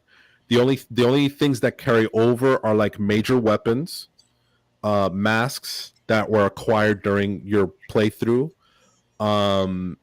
and I think that's about it. Even money you acquired is lost unless you deposit it in the bank, which the game does have a banking system where you can deposit money that you can then withdraw later on, even if you've already reset the time. So it's a weird concept, but when it's actually played, it's actually very good, very stable. It does make the world feel more alive, because a character that you saw on the first day might not be in the same place on the second day or even the third day. They move around, so the world is actually alive and things are happening while you're playing. So you could be somewhere completely different on the map, but stuff still happens in the town. People are moving, doing, like going about their daily lives. The mailman still delivers mail on time, stuff like that. So the game is very good. If you do get an opportunity to sit down and actually play it from beginning to end, I promise you it's fully worth it. It's a great Zelda title. And the whole mask concept, very, very good. Okay. That's pretty awesome. And and real quick, I was trying to ask the question to F. He had actually read one of the Assassin's Creed books. If you could tell me which one it is, because I didn't even know they made a book for Assassin's Creed. You'd be surprised like how many game series have books attached to them or actually came from books. Like if you guys ever heard of The Witcher? Yeah. Yeah. Okay, The Witcher is a book series that they made a game out of. And if you've seen the show, which is really good, also called The Witcher, The Witcher is actually more aligned with the books than the games are. Oh, okay. So So, there's plenty there. all right. So yeah, so F, if you have an opportunity, like let me know what it is, because I will definitely pick it up.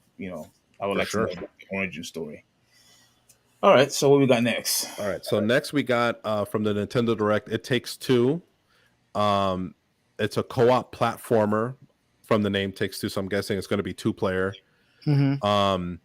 It's coming out on the Switch on November 4th. They really say anything about it or show anything. No, but it's out on other consoles already. It's Okay, so it's just something we'll see on the Switch, but if you've already played it before, then there you go. yeah, it's a Yeah, it's former Game of the Year award winner. Okay, Yeah, so nice. you're yeah. yeah, it's I think what do you call it? I think Hazellight, the studio makes that game. Mm. The developing team, and yeah, because this game was released I think back in March 2021.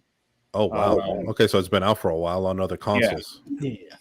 yeah, All right. but I think this is a nice addition to the Switch. Oh, for Um, sure. yeah, just by when you look at the you don't have any gameplay footage, do you? No, No, I we're don't. Not at the moment. we're good. We're good. Okay. Yeah. Like it does feel.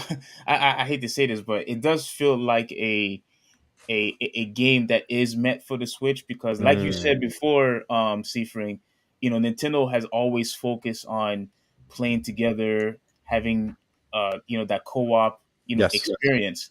So this game is precisely just like that because I think it's about a husband and a wife who were I think they were trying to get a divorce or something, and then their daughter, had put some type of spell on them where they were forced to cooperate in order for them to get back to their normal bodies. So they Wow. were so they were like stuck in some type of dolls and whatnot. So now Mm. they had to force to work together so you can continue to progress in the game. And I think that is Okay. fantastic. And I'm not surprised that it got so much hype because that's definitely innovative right there, and it's a very compelling story. For So sure. when this because since Switch is the only console that I have, I will definitely pick this up once it's finally released. Sounds Definitely. good. Yep. Sounds good. Yep. I would recommend you try it too. All right. Yeah, if I get an opportunity, I'll go ahead and give it a shot for sure. Yeah. Um I think all it's right, May so and Cody. I think the characters' names are May and Cody. So yeah, okay, so Nolan down here on the chat said, "Love the game. It Takes Two was beautiful." Okay, so I know it. more confirmation that I should jump in and give it a shot. Yes. Yeah. How about you, Hovi? What do you think? No, same thing I thought the last time we talked about It Takes Two. It's a good game, and I mean I'm not gonna play it, but it's pretty good. Okay. All right. Enough All said. right, that's fine. All right, so the next one down on the list is Fatal Frame: Mask of the Lunar Eclipse. This game came out on the Wii originally, so it's getting a Switch drop next year. If you've never played the Fatal Frame series, this is a paranormal type of game, um, where you're actually just trying to survive and combating ghosts, but they only appear through the lens of your camera, which is called Hmm. Fatal Frame. So it's definitely a different take on the whole like survival horror type franchise. Um, very interesting. I've never played any of them, but this series does go back to the Dreamcast days, if you can Yeah. imagine that. Actually, I think it go back a little bit further than that. Because Possibly I think the first Fatal Frame was on PlayStation. I think. the Let me yeah, uh, OG PlayStation. the OG one. But Okay, yeah, but I'm not 100% sure. I want to make sure. Yeah. okay. As far as Fatal Frame goes, yeah, I think the character's name is Yuka or Yuki, whatever her name is, Hmm. and I do appreciate horror games like this. Because it's different from your traditional survival horror like a Right, Resident Evil or uh, Dead Silent Hill. Space, yes, Silent Hill. This one is different Yeah, because you mentioned the camera, and the camera is like a very very important part of the gameplay Hmm. because you use that to obscure or to repel the enemies that confronts you. Right. So so I think that is a very, very completely unique way of playing the horror game. So I would give this game a try. I just never gave them a chance. But I do appreciate how they made this game different compared to all the traditional survival horror games. I Right. really do appreciate it. Okay. Yeah. So So definitely this is going to be a game that I need to try right. eventually. Yeah. All right. Sounds good. So next we have Xenoblade Chronicles.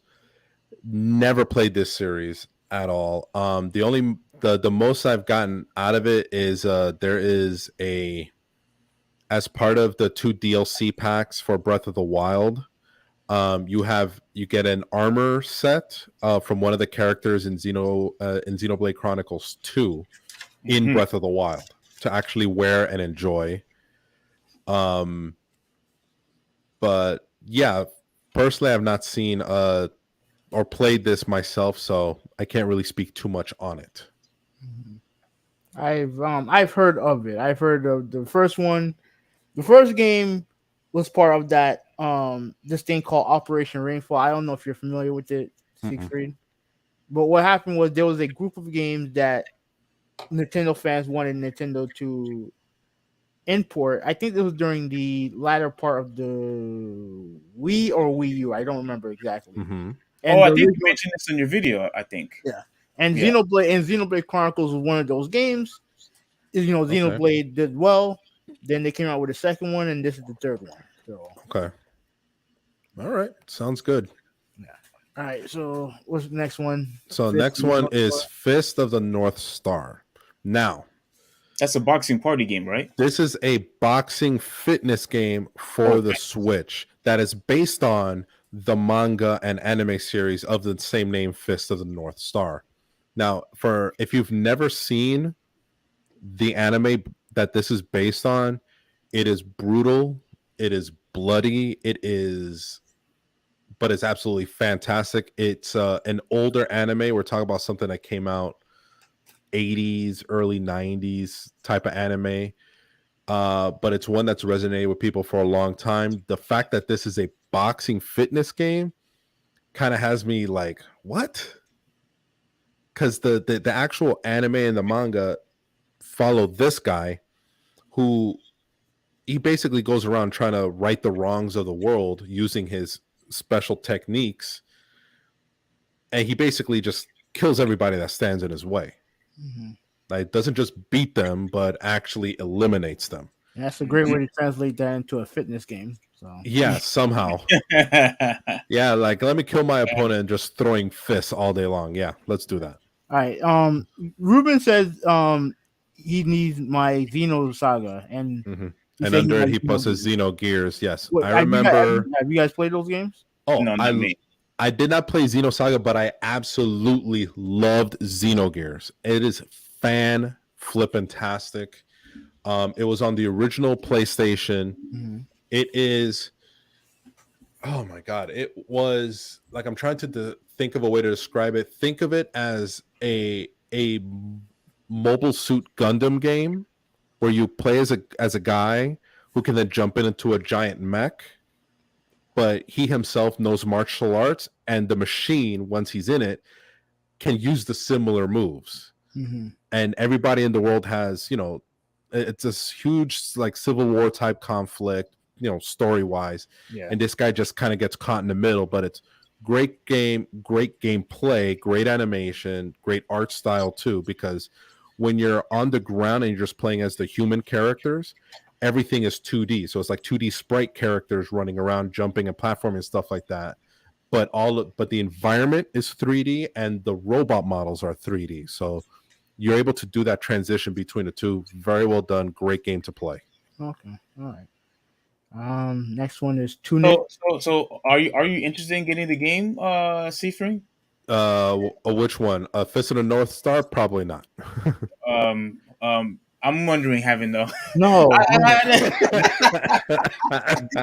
familiar with the franchise, but I've never really watched an episode, and I'm not playing a fucking boxing game. I was waiting for it. I couldn't resist. I had to ask. But is this a game that I would play? No. No. To me, here's the thing. I feel like when it comes to certain type of party games, whether if it's Just Dance or boxing, to mix it with a game like this where it's mainly about violence, it just doesn't.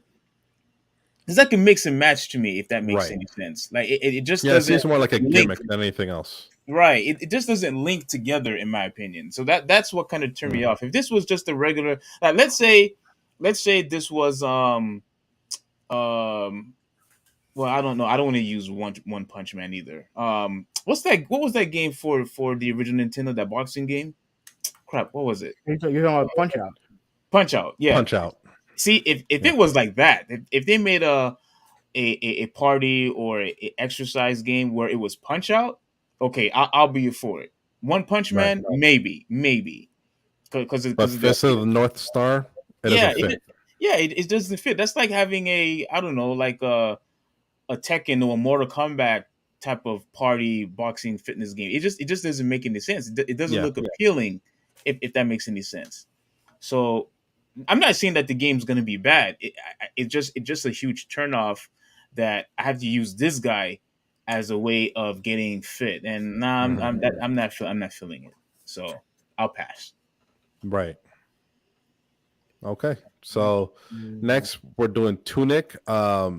I've not heard of this particular title, but supposedly it was released earlier this year and is now coming to the Switch September 27th. So we'll see it in a couple weeks, actually. I'll show you gameplay. Let me. I had it right here. But if you, okay. Let me go ahead and stop sharing then. Oh wait, you want to show it? You want me to show it? No, if you have it, then show it. Oh, okay. Fire it up. Bloody War aerobics. Exactly. Bring out your inner animal. Okay, so here we are, right here. Yeah, this game. I think this game is also on PlayStation. I know it came out first on Xbox. Okay, I know what it is now. I remember when this dropped. It was supposed to be like a Zelda clone type game. Yeah, pretty. Yeah. Yeah, it's similar. It has some of the same gameplay mechanics. I don't know if you ever played Toad, Seafring. Toad, no. Yeah, for the Switch. You're talking about Captain Toad? No, not Captain Toad. The guy with the mushroom head. That was Captain Toad. Yeah, Captain Toad. Oh, that was Captain Toad. My bad. I almost had the same type of vibe when I was watching the gameplay footage with this, because this is like an isometric action adventure game. I could see it. Yeah. Yeah, and so you explore different areas, and so that's why it looked good. Yeah, I like the color. I like the just the gameplay itself, how the enemies interact with you. It just seems like a really fun, relaxing game that you could play, and I like that. I appreciate different games like this. Yeah, this might be one I'll pick up then. Yeah, this is a perfect fit for the Wii. For not Wii. Switch. Yeah. Get that right, sir. We way past that. All right, we way past that. But is this a buy for me? Yes, this is a buy. No, I would definitely pick this one. Maybe not a hard copy, but I'll definitely get it on my Switch for sure. Here we go with the digital stuff again. Don't make me lecture you with this whole physical versus digital Seafring. Oh. Nah, just joking. But I can see the pluses and minuses of both, but I'm guessing that's a discussion for another time. Yeah, it's another time. But yeah, just by looking at this, it looks really entertaining to play. For sure. It constantly grabs your attention. I love the color. I love the art style. Say that again? That's a good game. Like let me you played it? No, I haven't played it, but let me check the Metacritic of it. Oh, okay, go ahead. Yeah, tell me what score that it got. Yeah, like this reminds me of Toad. It reminds me of Zelda a little bit. It's kind of like a mixture of both. And yeah, just how you could explore and see the traps that's there to give some type of resistance. Look at that, kind of like a grappling hook. You see, it reminds me, like the hook shot. So it I mean, I don't want to say copy and paste, but you could tell that this probably was like an inspiration from heavily inspired by The Legend of Zelda. Absolutely, heavily inspired. Look at that right there. The Metacritic score is like around 85. Although it's That's not bad. Yeah, obviously very good. clearly this is a different color, but I immediately thought about the Triforce once I saw this. Right. Yeah. 3 symbols connected together. Yeah, of course. Exactly. Now it may be more colorful, but like you said, you could tell that they got this from from Zelda. Right. Absolutely, they got this from Zelda. So once again, this is a buy for me. I appreciate this game. I love You know what? unique I might different type want of to try game. this out too. I ain't gonna lie.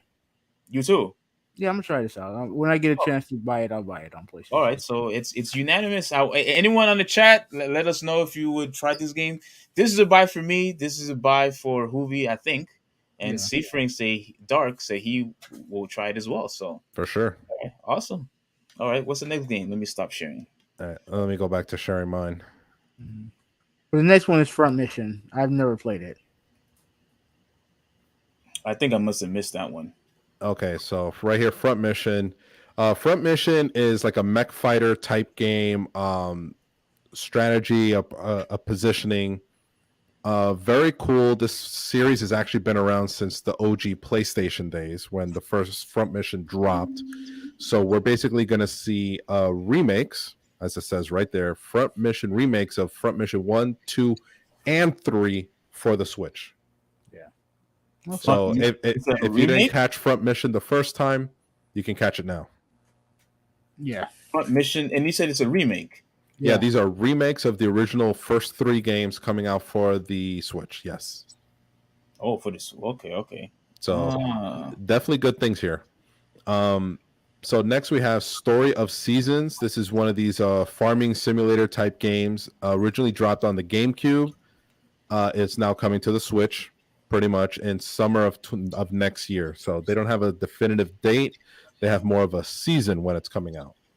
But again, this is another one of those farming sims. If you've played like Harvest Moon or Yeah. Crossing. or Animal Crossing, like it's that type of game, but just a different version. In fact, the fact that this is a GameCube game where the original Animal Crossing was also on the original GameCube, it kind of goes hand in hand there. Yeah. All right. Is this a game you're interested in, John? I'm not big into the farming simulators at all. They're definitely there for people that want to decompress and just have a more laid back, relaxed experience with video games. They're definitely going to enjoy that. But me personally, that's too relaxed. Okay. And this is a big one that my kids will enjoy, especially my oldest son, Splatoon 3. My kids actually play the second one, Splatoon 2, and have a grand old time. Splatoon 3 is just more of that, just paint splattering and just having all kinds of online fun with your friends, shooting each other with paint and having a grand old time. Nothing overly wild about it. If you enjoyed the second one, you're definitely going to enjoy this one. Yeah. Yeah, and I think I had this discussion with Hoovy 186 where I mentioned the reason why it may be a very colorful game. A lot of people call it like a party game, but it is a very competitive shooter. Oh, 100%.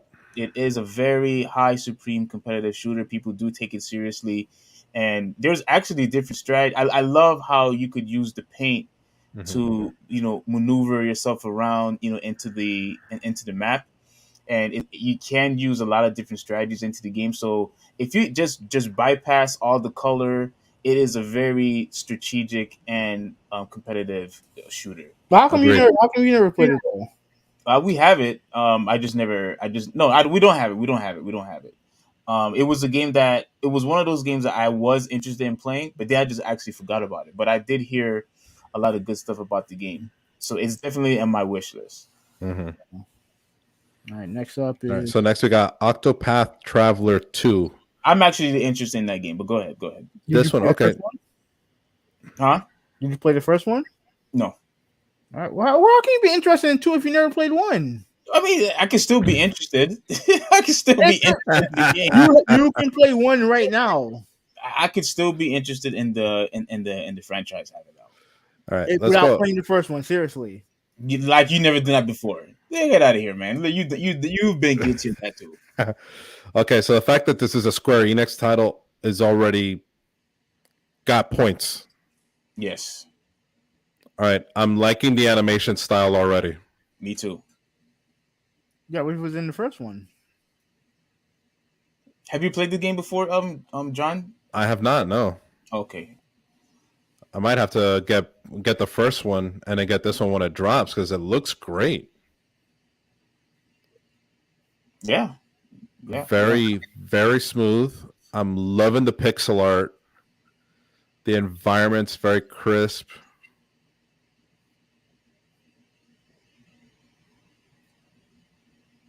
And trust me, Hoovy, I know you're not interested in the game. I'm No, not even I don't gonna like bother RPGs, asking but you. I've heard of the game. I have heard of the game, and you're like you're interested in this one. You haven't even played the first one. Do you even know about? You never heard of Octopath Traveler? No, this when I was watching the Nintendo Direct, that was the first time I actually heard about it. I didn't know they had a first one. Nah, man. Okay, okay. Well, you didn't see the two on there, or you're just too distracted. What do you mean? You didn't see the Really? giant two Roman No, numerals. I never knew about the franchise until I saw Nintendo Direct. I never knew that they had I never knew they had a first one. Intertwining stories. That's good. Because All right. apparently, yeah, because apparently you play with all these characters, and all these characters had different stories and stuff like that. And the goal is to beat the game with all 8 characters. That's pretty much why they call it Octopath Travelers. So Um, Wow. it's a good looking game, absolutely, I'm absolutely for good looking game. February 24th of next year. So that it looks great. I mean, I am not gonna say anything negative at all. It's a role playing game, 2D pixel art style, 3D environment, uh, voice acted. Like it looks to be something legit, like seriously legit. I'm definitely gonna go in and get my hands on the first one, and when this one drops, I'll probably get it too. What about you, Steve? You gonna get the first one also? I don't even think the first one is out on physical. I should probably go on Amazon right now and No, it should. It absolutely should be on. It absolutely should be on physical. Absolutely. yeah, It because must because be- I'm reading about it right now, and it said that it introduced the world to the retro HD 2D visual style, Yeah. and will travel on Nintendo Switch. The game once more follows 8 travelers, like you said, Sifri, from Hmm. varied walks of life who are drawn together in an epic quest, but each have their own stories to tell. This time, the adventurers will journey through the land in a blustering era that seems to have more modern steampunk style elements than the original game classic medievalism. So Yeah, yeah, like the game. yeah, yeah. You can get this game right now physical. Okay. So I'll Okay, definitely have to find that. Yeah, physical GameStop, $37. and Steven, can you go back to that when you were showing the gameplay? I think it was the part where they were on the. Oh man, I'm trying to remember. Oh, right there. Here? When they were on the boat. Okay, the On boat right here. yeah, like, Okay. dude. I mean, I know that's to a lot of people. That's nothing. I just find it because when you play RPGs, you know how whether if you in two groups or groups of 5, 6, 7, or 8, It you only only see shows the that one. one. Right. Yeah. I don't ever recall having an RPG game where you see your whole entire party. Your Maybe you whole could. party following you around? Yes. No. On the older RPGs, we're talking about Super Nintendo, early PlayStation days, like your Final Fantasies, 7, 8, 9. Hell, even Final Fantasy 10 on the PlayStation 2 didn't do that. Yeah, yeah. They Um, didn't. They didn't do that. so Legend to of see that, Gaia. to see your whole party follow you around, it's great to see that for Yeah, sure. bro. It's like you could keep playing it because it is so refreshing, to see Yeah. stuff like that. Like it's different. It's unique. I do. Oh, I like that. Yeah, Oh, I no, like that. the art style, the animations, it's definitely something visually appealing. That's for Yes, damn sure. Absolutely. absolutely. Yeah. Oh, you agree, Hoovy? I agree with that. It's a beautiful Oh, game. yeah, Yeah. definitely beautiful. And like you said, I do like the classic Super Nintendo type of graphics, but obviously much more up to date. Fantastic, Right. beautiful to watch. Beautiful to watch. Absolutely. All right. So next we got Fae Farm. This is another one of those farming games. Looks a lot like Animal Crossing. Says it right Pass. there, not my words. Pass. Yeah, it's just going to be another pass for me. I mean, the art style looks kind of quirky right here, but I'm just not into the farming sims, man. I'm not into it. I don't know. It doesn't appeal to me in the slightest. Mm-hmm. So it's definitely going to be a pass for me on that. Yes, me too. Me too. Next, we have this Final Fantasy Theater Rhythm Final Bar Line. I don't know why they come up with these crazy names, but Yeah, supposedly this is a rhythm dancing game it is. Yep. starring Final Fantasy characters and playing music from the games. That is very fascinating. I think because bro, I'm sure you play a lot of Final Fantasy game. The music in that game, in that franchise, is phenomenal. Yes. Phenomenal. No, I They- will tell you some installments of the franchise have better songs than others, but yes. overall, I will tell you that they have some very memorable music. Yeah, they were so good. I was hoping that they actually had um a CD where you could just listen to the whole entire library. Hold it. I'm going to help you out on that. Oh snap! All right, go ahead. So, I don't know if you knew this, but the musical director behind every Final Fantasy game ever since the original one, Final Fantasy 1, the musical director, his name is Nobuo Uematsu. All right, he's from Japan, Okay. obviously. He had a band in the about the mid 2000s. Early 2000s, I think they broke up maybe a couple years ago. This band is called the Black Mages. They specifically only did re-rendered or remixed versions of Final Fantasy songs, and they released three albums. No way. 100%. You can Google it right now. Nobuo Uematsu's band is called the Black Mages. I mean, I don't know And how to spell that, but I'll try. well, just search the Black Mages. Okay. Like the Black Mage job skill from Final Fantasy, or the character VV from Final Fantasy 9. He was a Black Mage. So look up the band.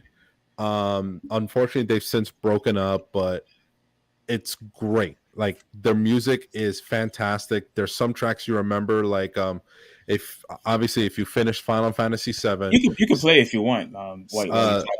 Yeah. So Sephiroth's theme from Final Fantasy 7 gets a remix on the Black Mages No way. with added electric guitar in the song, and it's absolutely fantastic. They do so many other songs as well. Like I said, they had 3 albums. I had all 3. So definitely want to look that up and listen to what they got, but let's try this one out. You got rid of the albums? I don't know where they ended up. Oh, you lost them. Yeah. Oh, you lost all 3 of them too. Oh, that Yep. sucks. That sucks. So they're called Black Mage. The Black Mages. The Black Mages. Okay, so from the visuals here, it's definitely you got to have an ear for this. Yeah, for sure. You got to have an ear. Yep. Oh yeah, the music, classic. Oh, you listening to it right now? Oh, I'm listening. Like, they're actually playing songs from Final Fantasy. You can see on the bottom right down here, they're telling you the name of the song and the game that featured it.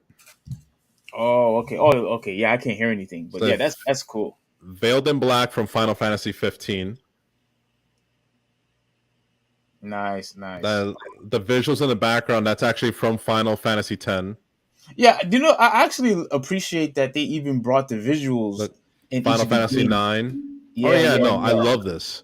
Yeah, I think that's fabulous. This type of game isn't really up my alley, but as a concept, it's really cool. But the fact that they were able to tie it into something like Final Fantasy, great. No, rhythm games like this, like I play a lot of it on my phone, and There it is. and you know, One-winged angel. yeah, and games like Guitar Hero. Huge fan of Guitar Hero. I was a huge fan of Rock Band. Right. So rhythm games I was always into. So this is definitely a game that I'm interested in playing. I Yeah. really want to play this. And obviously nostalgia is going to play a part. Seeing all the characters, coming in, seeing the visual effects, seeing Oh, speaking of the maps. Octopath Traveler, Uh-huh. did you catch it? No. I can't hear it. Heaven, can you hear it? No. Just look at the name right here. Oh, Octopath Traveler. So Okay. music from other Square Enix games are appearing in this one as a DLC to be released later on. So that's always good too. You're starting out with 385 songs across all the Final Fantasy games. Wow. But then they're going to add 90 more tracks through DLC. Beautiful. Okay. Look at that. Oh, bye. Chrono Trigger. This is a buy. This is a buy for me. Yeah. Legend of Mana. Oh, yeah. Nolan just said that Steam has Octopath on sale right now. Oh, on sale. Oh, so wow. I might have to snatch that up tonight. Well, I don't have Steam, so I'm unable to do that. I'm unable to do that. But Hoovy said it's on Amazon or something like that. Digital Deluxe Edition, Final Fantasy Crystal Chronicles. I actually played that game. It's really good. That's the one for the GameCube. That's right. Very yes, good. I have that one. I have Final that Fantasy one. X right here. Yes, Crystal Chronicles is not the traditional Final Fantasy. You're actually alone. Not even close. Like how you are in like in Zelda. You're by yourself. Masashi, you're by yourself. It's like that. You alone. This is very, very different Final Fantasy than the others. For sure. Yeah. But this right here, looking very nice. Online multi-battle. Okay.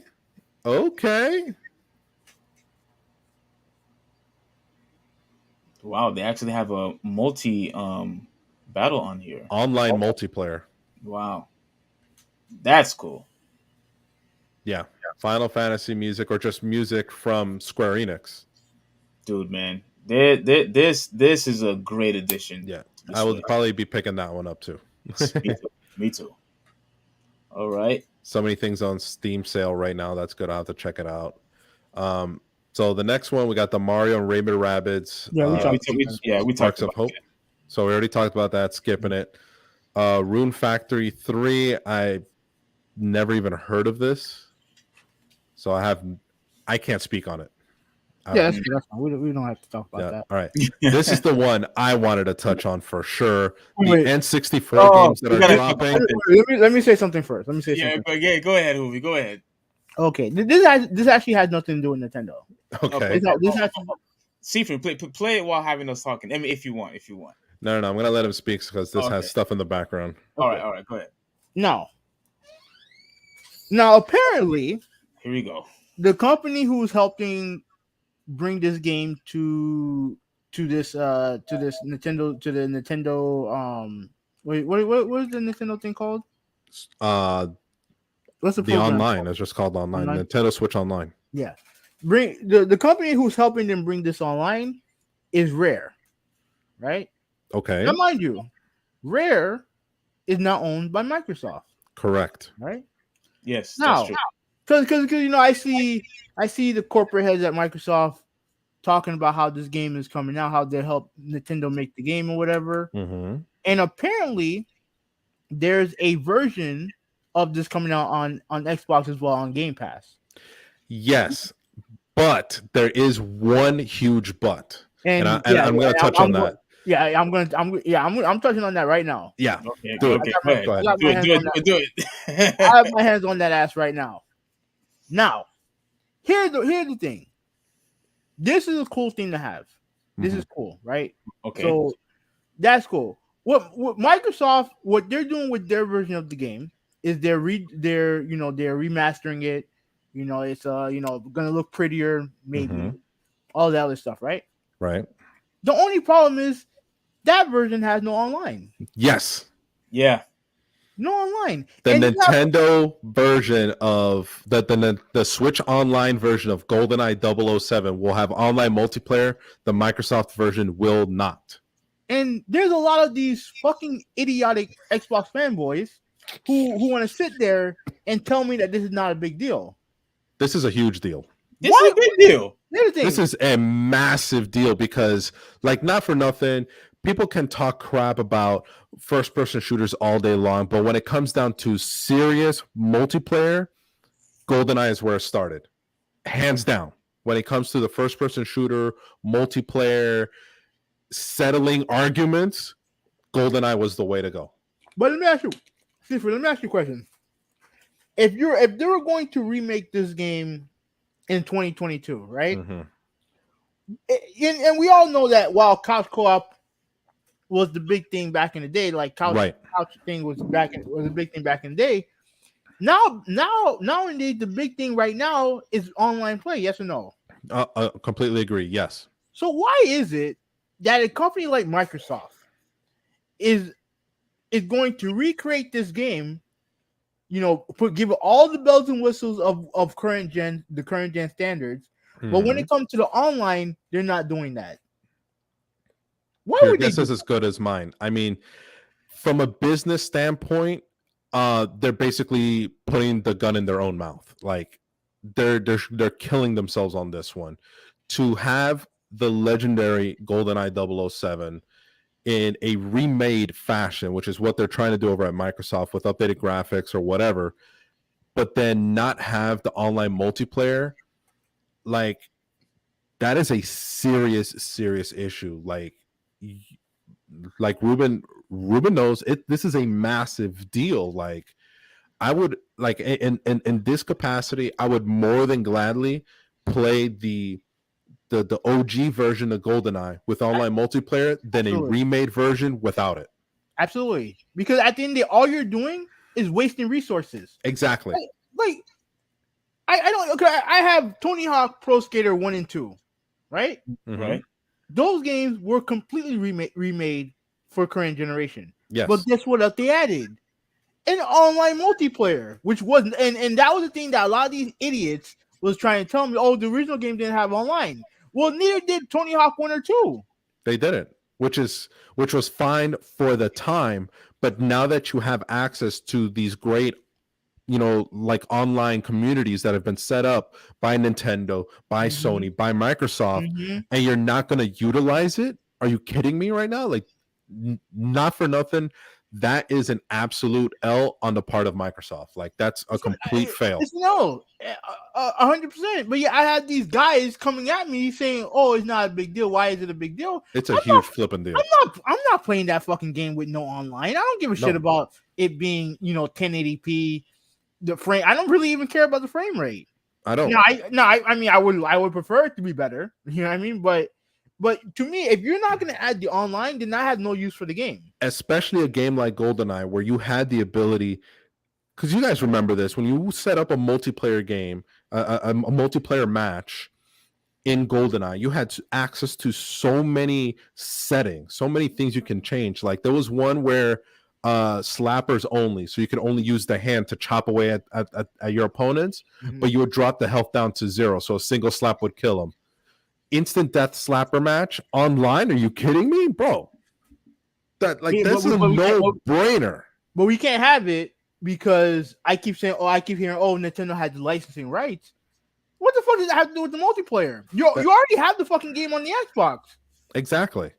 Like this doesn't make any sense. I don't know what the hell Microsoft is thinking on this, but this is a massive deal.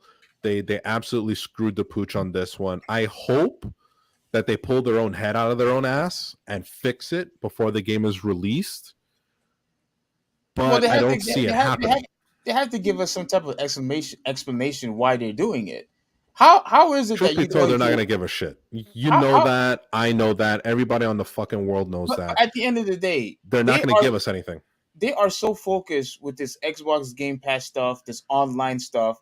And the one game where you are officially going to remaster, and like how you said, with the nostalgia and how this was the very first game, how it all started with first-person shooting, playing online, playing with multiple people, et cetera, et cetera, et cetera. The most important feature, you don't bother implementing that into the game, into the remaster game? What Like I incentive said, is there for it's a me to buy the straight game? L, absolute I'd fail. much rather I'd much rather play the Switch version of this than Oh hell yeah! No, the next I one. definitely will be inaugurating my kids into what type of player I actually am. Once that drops, I will be playing with them, and they're gonna learn their place. Because when it came to GoldenEye, that was definitely like back then. GoldenEye was the way you settled arguments. You had beef with somebody. There wasn't we're gonna throw hands. No, let's do a 1v1 in GoldenEye. Let's go. You know what I mean? That's how you settled stuff. So the fact that this is dropping is huge, absolutely huge. Now, don't get me wrong; these other titles are great too. You have Mario Party 1, 2, and 3, which great for that, multiplayer sitting around the couch and just having a good time. Excite Bike 64, 1080 snowboarding, which was a great title. Pokemon Stadium 1 and 2, absolutely fantastic. And then you got your Pilot Wing 64. This is a great lineup. I wish they could have given us a definitive release date for GoldenEye. They just said coming soon, but I'm willing to wait because I'm getting my GoldenEye back. But then you're going to throw in online multiplayer. It's a done deal. I'm going to be there day one. I already have the Nintendo Online service as well as the expansion pack. I actually pay for this in the form of a family plan, which is not too bad considering the amount of people that play on it. I actually spend less than say if I was to do a PlayStation or Xbox online. And I get access to this stuff day one. So I can't wait. There's going to be a little bit of pushback, Dark. The only issue that I have is we don't need 3 Mario parties. We don't need 3. Like to me, that is a waste of space. Give us something else, when it comes to this deal. We don't need freaking 3 Mario parties. I could understand if this, because here's the thing. Mm-hmm. When it comes to certain games like this one, Mario Party, or like let's say, for example, just these are just examples. Let's say a Mario Kart or sports games. Like I don't think it's necessary for us to have multiple of the same party game or same sports games. If this was Mario, if this was let's say just as an example, Ocarina of Time and Majora's Mask. They're two Zelda games, but 2 completely different games. Wait. Where's Mario Kart 64? Mario Kart 64 is already available. Oh, okay, it's already available. And so is Diddy Kong Racing? I don't think so, but now that Rare is basically letting GoldenEye drop, I'm pretty sure if Diddy Kong Racing is not already available on the expansion pass, it will be in the future. Okay. Because like the fact that GoldenEye is dropping opens up the door for Perfect Dark to come back. Yeah. And make it playable on a Nintendo console. Diddy Kong Racing, which was also a Rare title, bam, it's coming out on Nintendo Switch. So these are doors that are opening that are leading to more possibilities of other great titles that some time ago you would never have thought would happen, and yet here it is staring us in the face.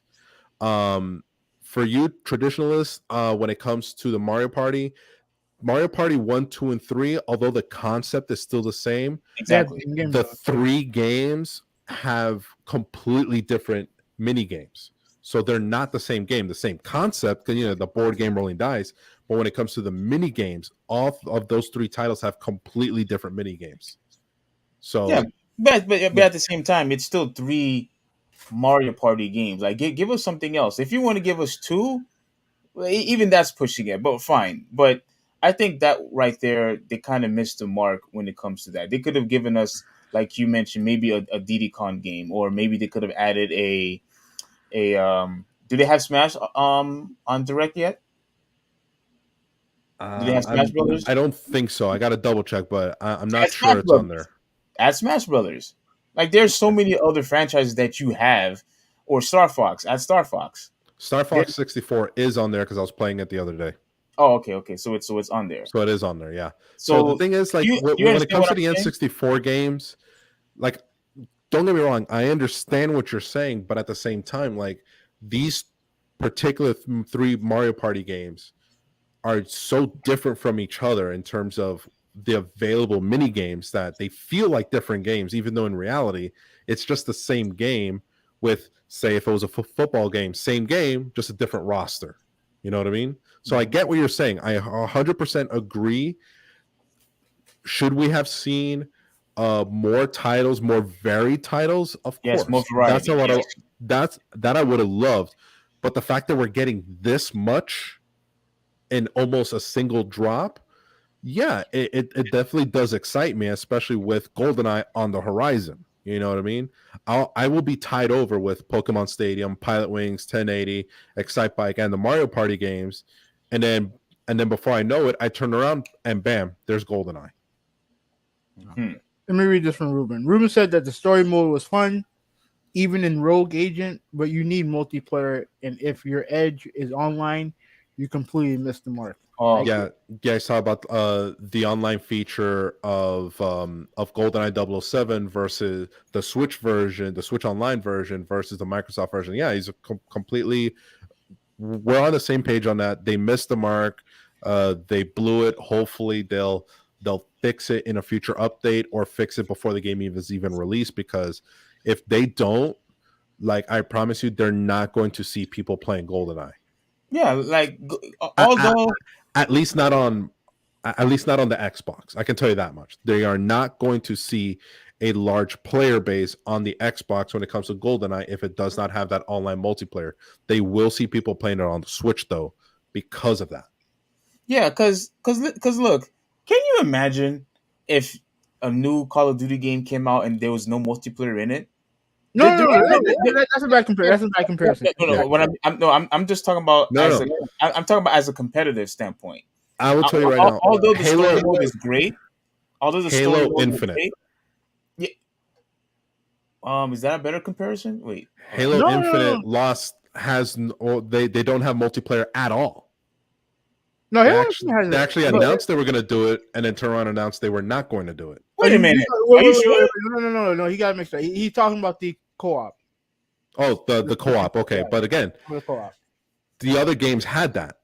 Yeah. Now here's a Halo game that they said they were going to do it, and then turned around and pulled back on it. Pulled back on the co-op. On the co-op, yeah, on local co-op, which was a big thing people were asking for. Split screen. People were asking for that. Hold on. They implemented it and then it was removed? No. They announced they were going to implement it and then turn around and announced that they weren't even going to bother. What? Yes. But even with that's the correct reaction. Complete disbelief. The perfect analogy, in my opinion, is the one I use with Tony Hawk. Right? They completely remade that game. Right, oh, it's look, pretty much the exact same thing. Yeah, it's exactly what's going on. They remade the game. Mm-hmm. It had multiplayer before.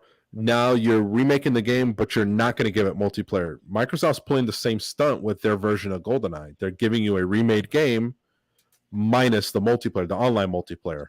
And that's the only and to me, that's the only reason why you should remake it. If you're going to waste your time doing everything else, why can't you give us an online multiplayer? If you're willing to dedicate the time and resources to remaking the game, why would you not bring in that online multiplayer that a competitor's version of the same game is going to have? Exactly. I don't know, man. This is whoever came up with that on Microsoft deserves to be fired and immediately kicked out of the building. And they're sitting there celebrating the fact, we working with our partners at Nintendo. I'm like, You gave them the superior version of the game automatically by giving them the online multiplayer capability. That's already the superior version. Exactly. Even if graphically it's exactly what it was on the N64, which compared to now is not that great or even good, but the fact that it has that online multiplayer, it's such a huge feature to not have in your version. I don't know, man. Microsoft they're screwing the pooch on this one. They're definitely big L. They get an F for that. For that part alone, they get an F. Yeah, because the reason why I brought up Call of Duty was because of the competitiveness. I was just talking about strictly when people played the game, people truly did compete with each other when it came to 007. Right. Microsoft know that.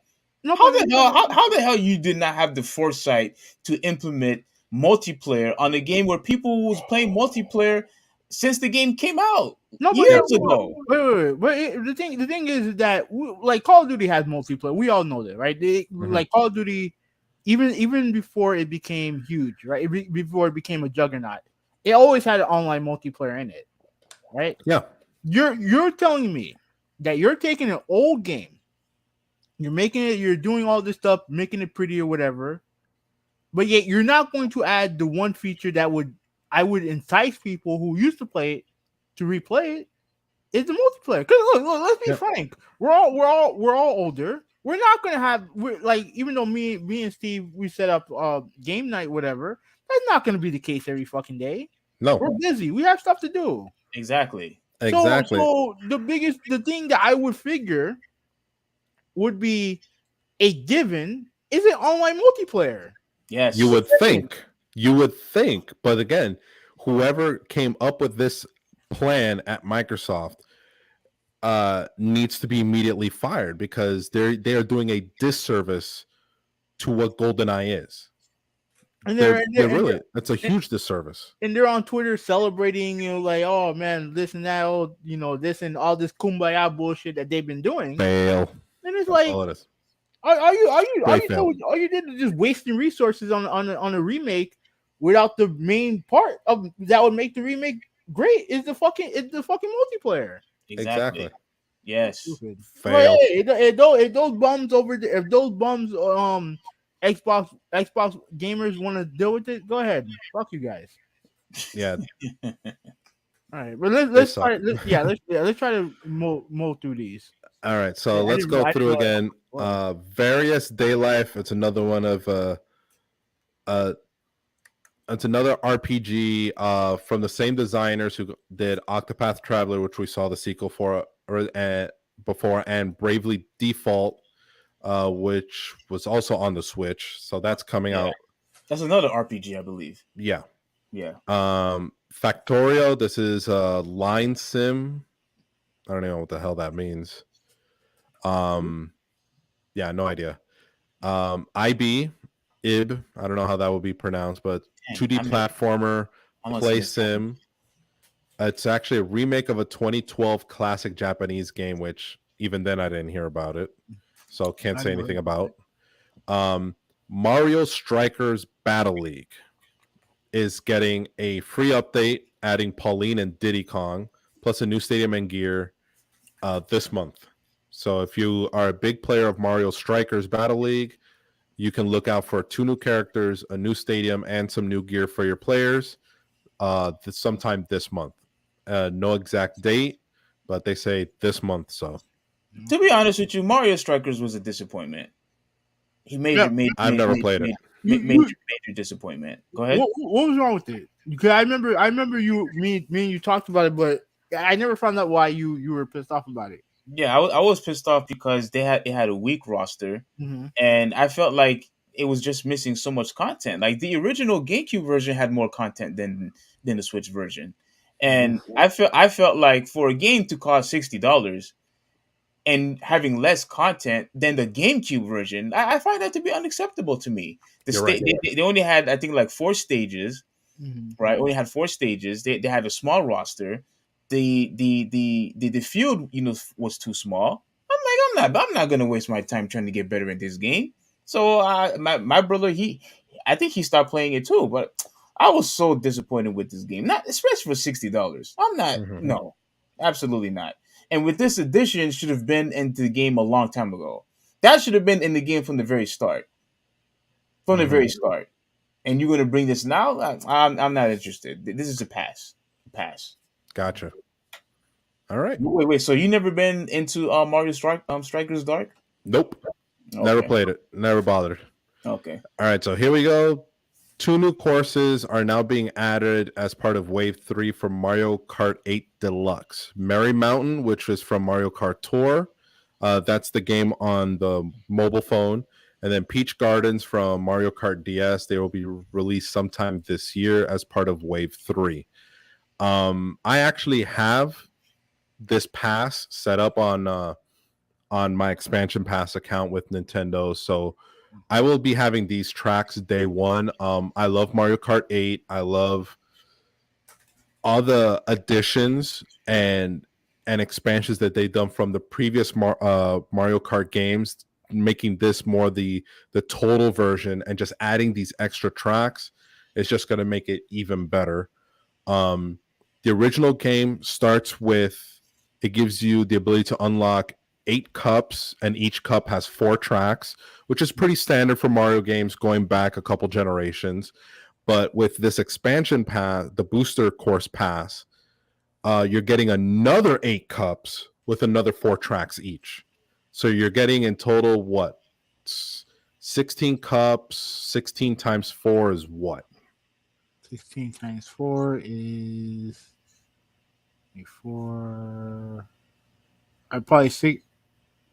Yeah, 64 is 64, right? 64? 16 times 4? Yeah. Yeah, it is 64, yeah. 16, 16, 32, 32. Okay, so we're talking about 64 total tracks once they've released everything. That's the most tracks I've ever seen in any racing game, whether it be a Mario Kart game or anything else. Because again, you're having 8 cups and then doubling that with the expansion pass and then 4 tracks for each one. Dude, that's 64 tracks of, and all of them are varied. It's not like it's, the same track over and over and over again. Yeah, it's not. Each track is individually unique, not only in how long it is, the amount of turns, the obstacles, but also the layout of traps, distractions, and shortcuts. So you're not going to find 2 tracks that are even close to being the same. And now that they're adding this many more tracks, forget it. It's going to make Mario Kart 8 Deluxe the most replayable Mario Kart game there is. Mm-hmm. Okay. Yeah. So this will be this has the most track of all time, is what you're saying? I'm thinking of any racing game ever. Oh, Because okay. like I've played other racing games, like your Need for Speeds, your Gran Turismos, like those types of games. But to have a single racing game with 64 individual separate tracks, you're not gonna find it. That's a lot of tracks. Except right here, Mario Kart 8 Deluxe. So, moving on, Nintendo Switch Sports. Now, for those of you that have ever had a Wii, if you bought a brand new Wii, it came with Wii Sports. Yes, it did. Which allowed you to play some sports titles that definitely use the motion of the Wiimotes, which is what it was based on, the whole mechanic of movement with the Switch. This is basically the Switch version of that similar title. Also with online play, allowing up to 8 players, many different courses, and this is the golf update. The golf update. So let's do a quick look on that. All right. It's a nice short video. It's only 38 seconds. Havino, are you interested? No. I have Hot Shots Golf. I'm good. Mm-hmm. And you know what golf game? You know what game I'm actually interested in buying? What's that? PGA Tour. I think PGA Tour 2000 2K13. No, not 2K23. I don't know. This one I have 21 on my play on the PS4. Mm-hmm. I'm actually gonna get 20. I'm actually gonna get 2K23. Okay. The one with Tiger on the cover. The actual golf game like PGA that I actually played was back in 2003. Like it's been so long since I actually played a real legit golf games. I just find more excitement. I think it's more exciting to play golf games like Mario Golf or like Hot Shots Golf, like you mentioned, Hoovy. Like I think those golf games are more fun than the. No, they are, but they're. I think with 2K23, I think they're putting a little bit of style into it. Like they're not taking it as seriously. It's still it's still sim heavy, but you can kind of manipulate it to where it's more user friendly. You get what I'm saying? Oh, Okay, okay, it's okay. not too bad. Yeah. All right, so next we got Pikmin 4. Oh, I actually enjoyed the first 3 Pikmin games. I don't own them, but I did play them. Hmm. Um, this is a great series. It's very unique in the play style because you yourself are in command of these little creatures called Pikmin, and they're the ones that do all the heavy lifting when it comes to moving stuff, attacking enemies, or just in general moving forward in the story. You're just a commander sending his peons into battle. When did Pikmin 3 come out? Did it come out on the Wii or Wii U? It was on the Wii U. Oh, okay, okay. Pikmin 3 came out on the Wii U way back when, and now we're getting the 4th installment coming in 2023. This video only shows like pre-rendered garbage. It says it Oh, right here, yeah, no yeah. gameplay was shown. But Shigeru Miyamoto, who is basically a god over at Nintendo, says that the Switch will make it easier to control the tiny Pikmin. Now, if you don't know this guy, Shigeru Miyamoto, Mario, he created him. The franchise of Legend of Zelda, Shigeru Miyamoto created that. So this is your mastermind behind some of the better games that have ever been created. Hmm. This is your guy. So Pikmin 4 is definitely going to be something to look forward to if you're into that franchise or just into the concept of Pikmin. Great stuff. mm-hmm. All right. So we touched about this before. Yeah. On the Ubisoft summary is Just Dance 2023. Yeah, we don't need to. We don't. Yeah, we don't need to go over that again. Harvestella is another one of those, yet another farming sim. Not interesting. But this one has intermittent combat against monsters. So a little bit of a break from the farming sim there, but I'm guessing not enough to deter people from being like, damn it, another farming sim? Yeah, man. So Animal if you're in Crossing for it, is for everybody. yeah, it's not for everybody, but for those that are, here you go. Quickly, Dark. So you Yo. you are getting Pikmin 4? Most likely I will be picking that one up, yes. And when one last question, have you ever tried some? I heard the Wonderful 101 was something similar, was it not? No, what? Wonderful 101? Yeah, No, I where have you not had, where tried you that had, one. where you controlled a whole bunch of little superheroes to do your. Wasn't it something similar like that, or am I wrong? I don't think so. Okay, I I just I want. know I know I know Wonderful 101 and Pikmin 3 came out around the same time. Mm, Or at least they were announced around the same time, but I don't think they're the same type of game.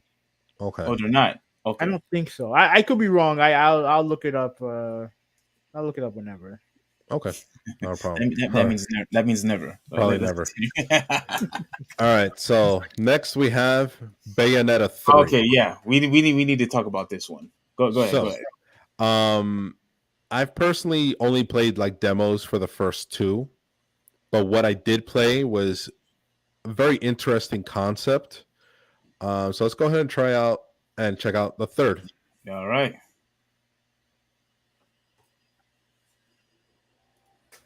I don't. I've never seen the appeal of this game. Yeah, be real. Well, for somebody who who's played hack and slash games before, I think you only. I think the only reason why you're saying you're not appealing to this game is because what do you call it? It's because it's only available on the Switch. I think that's why you're saying. I didn't care for it when it came out when the original came out on Xbox and PlayStation. And the series wouldn't survive without Nintendo, so why would I be upset about that? Mm-hmm. Wait. The series would have died if it was for Nintendo. Yeah. Hmm. That's why 2 and 3 are exclusive. That's why 2 and 3 are exclusive to Nintendo. Because Nintendo is funding the game. What's your hate on this game? I want to know. No, this game don't look appealing to me. It don't look appealing to me.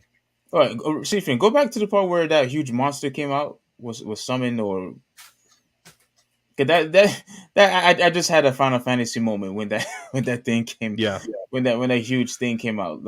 Yeah, this this guy. Oh yeah, man, that. very Final Fantasy vibes are coming from this. Yes, for sure. Um, Oh man. I don't know if maybe I'll give this one a shot. You know, like I said, I played the first two in demo form. Didn't really grasp me, but if you're a fan of the series, dale, here it is. Some more. Me, Um, the only reason why I wasn't so excited, about the game was I've never really was interested into the character, right.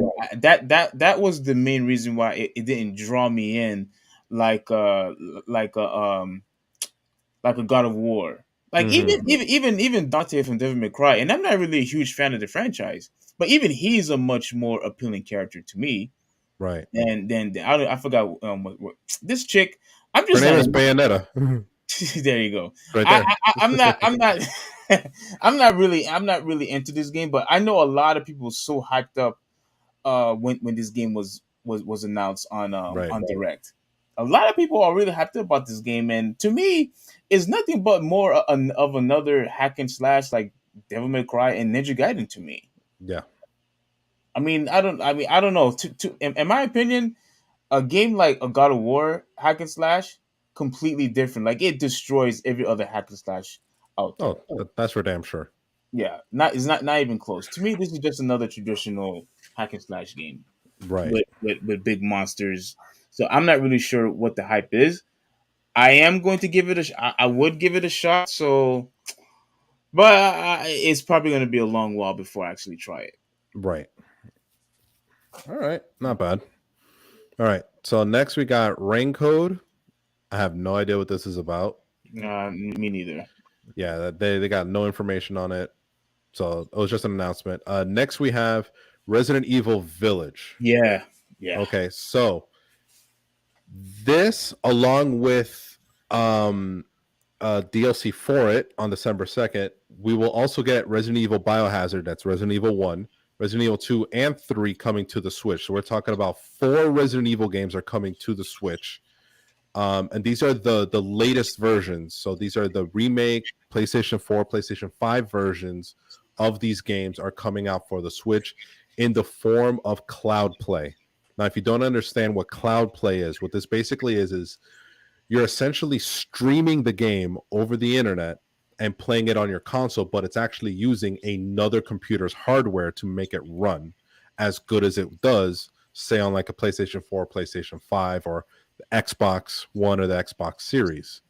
So I don't know how this is going to work with a lot of people, especially if they're going to charge people a full price for a cloud-based game. If you've heard of what the hell is this thing? The Google Stadia or whatever the hell it's called, like that. Oh, Stadia. Stadia, that's the one. Stadia, whatever. This is basically the same concept because their games aren't actually installed on the hardware, so it's a home console that isn't really home because the game is playing from somewhere else. Resident Evil Village is going to be that same deal with Biohazard or Resident Evil 1, 2, and 3 being the same concept. So if the games launch for like $20, it might be worth it. Anything more than that, and I promise you no one's going to touch it. I can tell you that right now. Yeah, the way when they said cloud, as soon as I saw that word cloud, the first thing that came to my mind was streaming. Yes, That was the first thing that popped into my mind. that's exactly what it is. I was so confident that I was right that I didn't bother to try to figure out, what that meant. I knew it was something to do with streaming. Yeah, To you're me, basically streaming the game from an established machine somewhere over the internet to your home console. You're basically taking control of a game someone else started for you. yeah, and to me, something like that, the game might as well be free. Yeah, The game might as well just be for free that, that if that's the case. that's why I said, like, if they wanted to make any money on it, I mean, $20 is the most that they should be able to charge for that. If they can do less, better. $5-10, okay. But if they push anything higher than $20, they're gonna see no sales. I can promise you that right now, zero sales across the board. Well, I wouldn't pay anything because the game's not for me. It's not going to be on my console. I don't own the game. Technically, you would own a copy of the game. It's just it wouldn't be using the Switch hardware to play it. It would be using an external hardware somewhere else on the internet, and you're basically streaming and taking control over that hardware through your Switch. Yeah, but again, you own the game, offline. but it's not installed or it's not playing off the Switch itself. Which, I mean, like, not for nothing, the Switch is great, but compared to the other consoles and definitely compared to a PC, it's horrendously underpowered. Like, hardware wise, it's horrendously underpowered for what it is, for what it's supposed to be. So I think this is their solution to getting these high quality Resident Evil games like Village, like the remakes of 1, 2, and 3 on a console like the Switch. But yeah, you're right. If it's anything too high, then it's not worth it. No one's gonna buy it. But yeah, so there's that. I can't because clearly you cannot play offline, and you obviously need to be online in order for you to play the game. For so sure. you offer me this great platter, but it's not but pretty much this platter that you gave me is not cooked. I'm not interested. I'm not more like, here's a platter of food, but it's in the next room and you're not allowed to go to the room. Yeah. That's basically what it is. You're allowed to see it through the window, but you can ask me to move it around. You can ask me to shift it from one side of the table to the other, but you yourself are not having actual direct access to it. So yeah, you're right. Yeah. All right. So next we have Sifu coming to the Switch. Yeah. On November 8th. Yeah, we were talking about that game before we started. Yeah. Like I said, it's a cool game. Definitely fits the Wii. If you have it, try it out. It's a good game. Really Sounds good. Wait. You guys tried it before. You talked about it before I came in. Yeah. Yeah, we kind of just touched on it like real quick. He was kind of explaining, the game to me. So the fact that it's coming out on Switch is a good thing. It's a good thing. Oh, okay. All right. So next, have you seen it? No. I'll show you. You keep going, Steve. I'll show him the game when I get a chance. Okay. So next, we have Crisis Core Final Fantasy VII. I'm excited for this. Have any of you ever played the original Crisis Core on the PSP? No. I didn't have a PSP, so I couldn't play it. Okay. So quick rundown on Crisis Core. Crisis Core is a Final Fantasy game that takes place before Final Fantasy VII, and the main character is Zack. Yeah. Yes. So you're playing through Zack's introduction to the series. You're actually playing through the events that led to the starting of Final Fantasy VII, essentially. What this is, Reunion, is a remake of that Crisis Core game for the Switch. So we're going to see the same story, the same characters, but just in an updated format.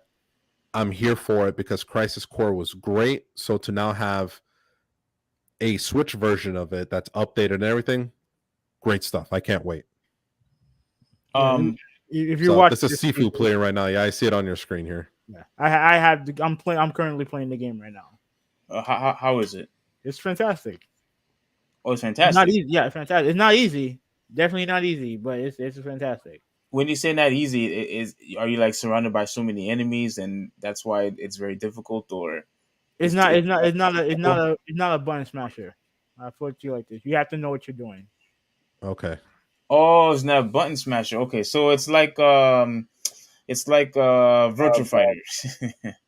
I don't know if I go that far, but like it's definitely a game that takes patience, takes time to learn, but once you do, then it's rewarding. Got it. All right. Yeah. Sounds good. This let me share this real quick. The okay, Seafring, the Final Fantasy Crisis Core. So you played this on the PSP. So you had a PSP before. Yeah, I had the original PSP. I had the PSP 1000, which was the original model, the fat one. Yeah, I had that one too. And I had mine modded. because I tried to. you had to. Yeah, Um, go with that. this game actually shows you so much backstory on what led up to the events of Final Fantasy VII, Right. and it's so good. Playing as Zack is great.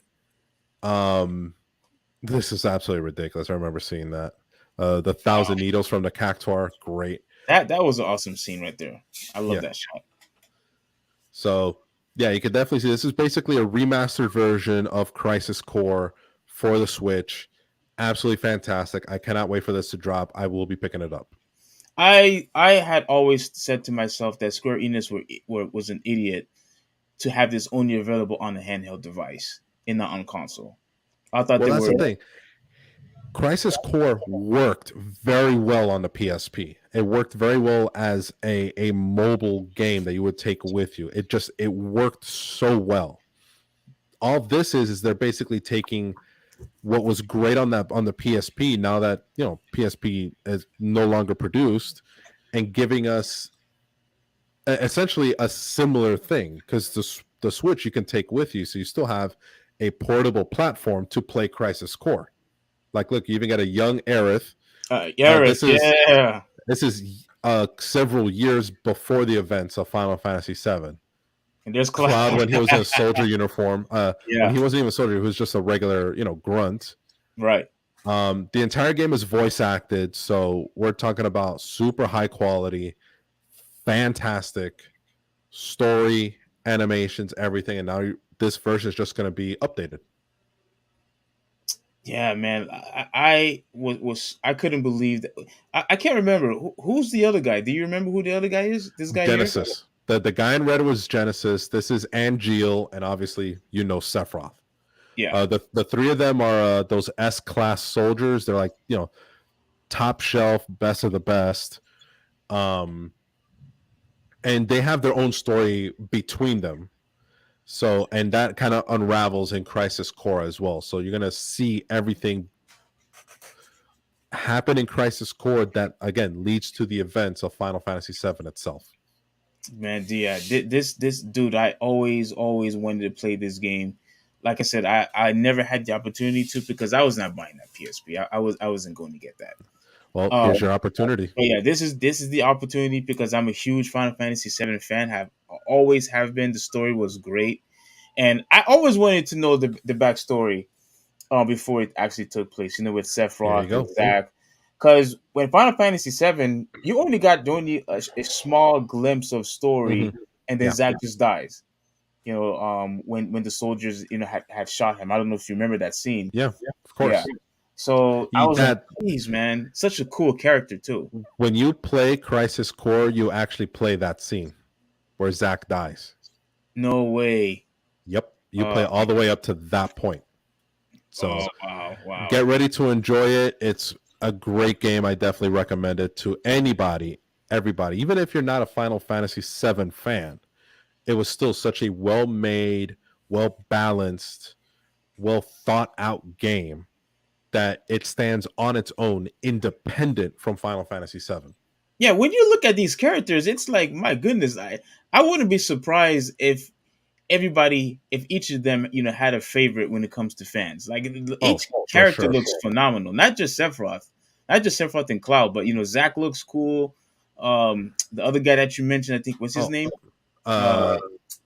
Genesis and Angeal. Genesis. Yeah, Angeal, and even the original. And one last thing, do you see any of the other original Final Fantasy characters on here?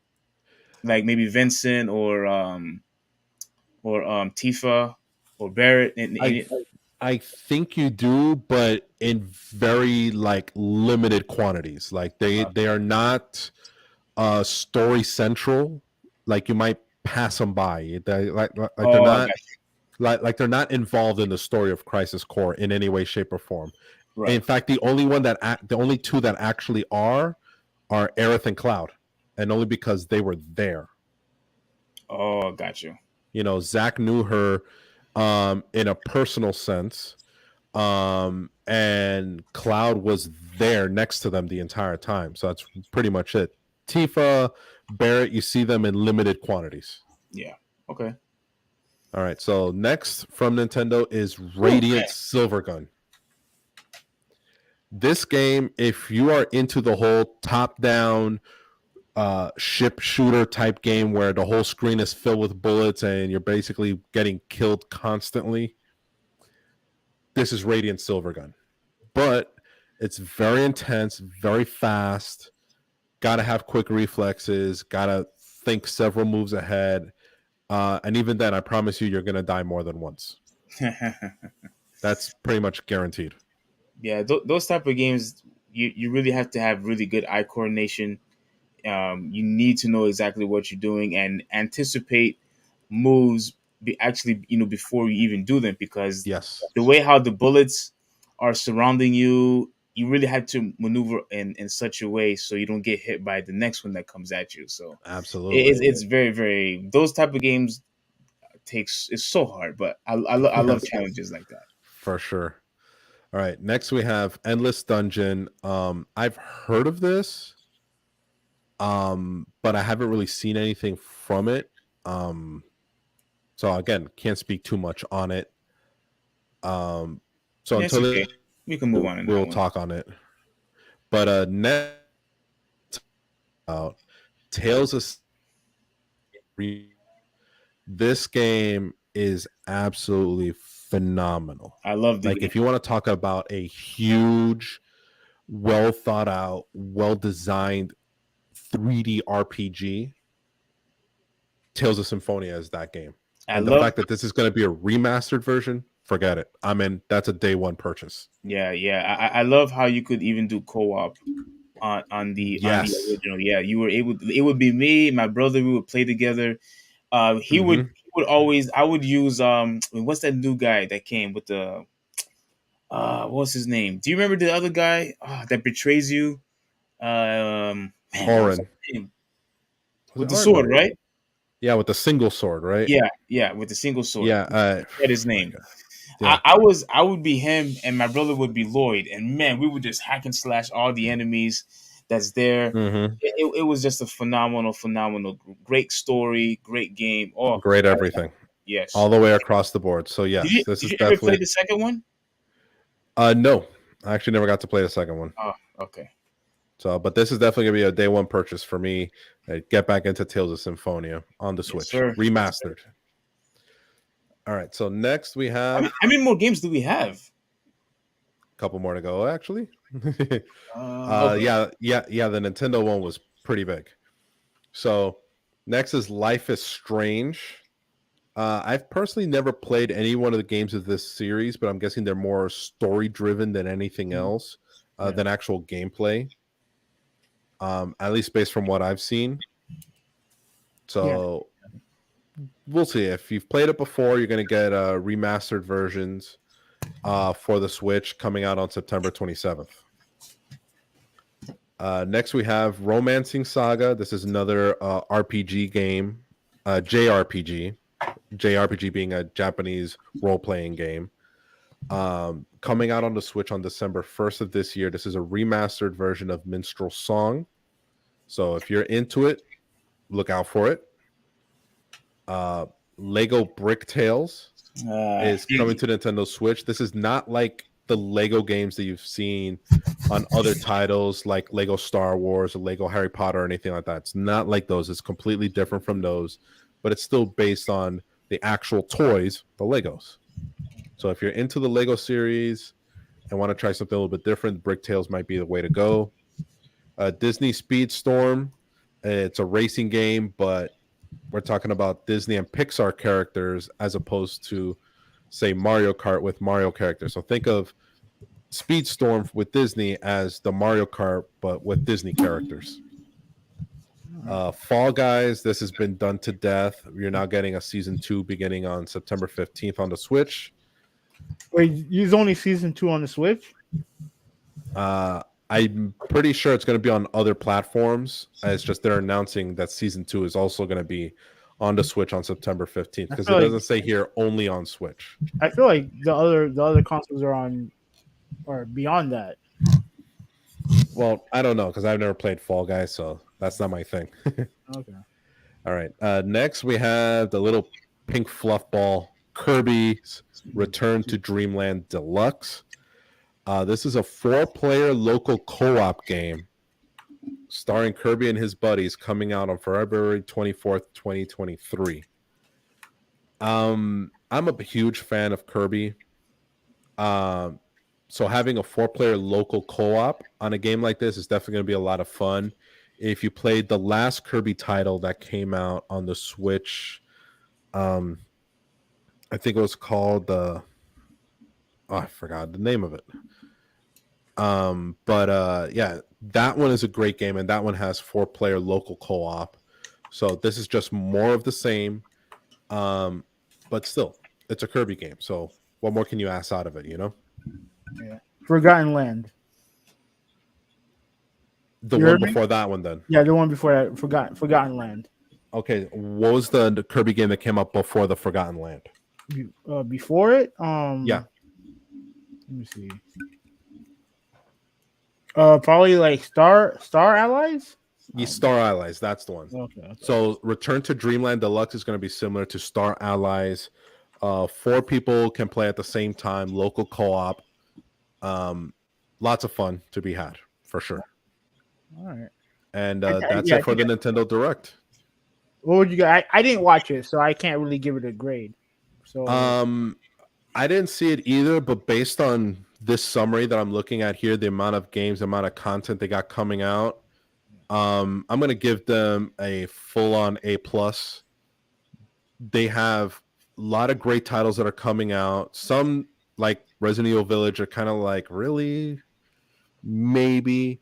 But in terms of like the bigger titles, like your Pikmin 4, your Kirby, the Switch Sports, Mario Kart 8 Deluxe Tracks, the Nintendo 64 games coming out, and obviously the big bad one is The Legend of Zelda Tears of the Kingdom. That they get an A+ for me across the board. All right, and I was only able to watch I think half of it. Mm-hmm. I stopped at I think I stopped at Octopath Traveler, and then I fell asleep. But I tried to watch little highlights of it Right. afterward. For me, I can't give it an A because I was really hoping for other franchises. Like I was hoping for Star Fox, I was hoping for F Zero, I Mm-hmm. was hoping for a Kid Licorice. I got none of that. I was hoping that we was going to get at least something with Metro Prime 4. Nothing. Right. They didn't give us anything. So it was a constant letdown for me. So as much as a lot of the games that were here were great games, it was still a bit of anticlimactic for me. I was really Okay. hoping for other titles that they haven't been utilizing for for decades now. And Okay. and with the I'm still gonna hold to my regular position. I think 3 Mario parties is too much. I was hoping we would get other variety of games. I think that's too much. The Resident Evil, big disappointment. I'm not gonna go and stream Resident Evil games. I'm not doing that. Especially because remember, it is single player. It's Mm-hmm. it's supposed to be a single player horror experience. That should not be forced to be online to do that. Like no, no, no, unacceptable, unacceptable. So overall, I still think it had a lot of great games though that they showcased. A lot of great games, a lot of RPG games. I'm a huge RPG fan. So to me, instead of giving it an A, I have to give it a B. Okay. No problem. Yes. All right. Sounds But good. overall, again, it was great overall. I just wish that they had other games other franchises that they were going. And you know what? 1080 isn't that made by Nintendo also? 1080 snowboarding? Yeah. Yeah, I believe so. Yeah, the last 1080 game we had was on the GameCube. Yes, that is correct. So what can't you give us another 1080 game? Like they have so many franchises on Dark, so many franchises that we True. have not yet seen for a long, long time. And I really wish that by now we would get more, and we haven't.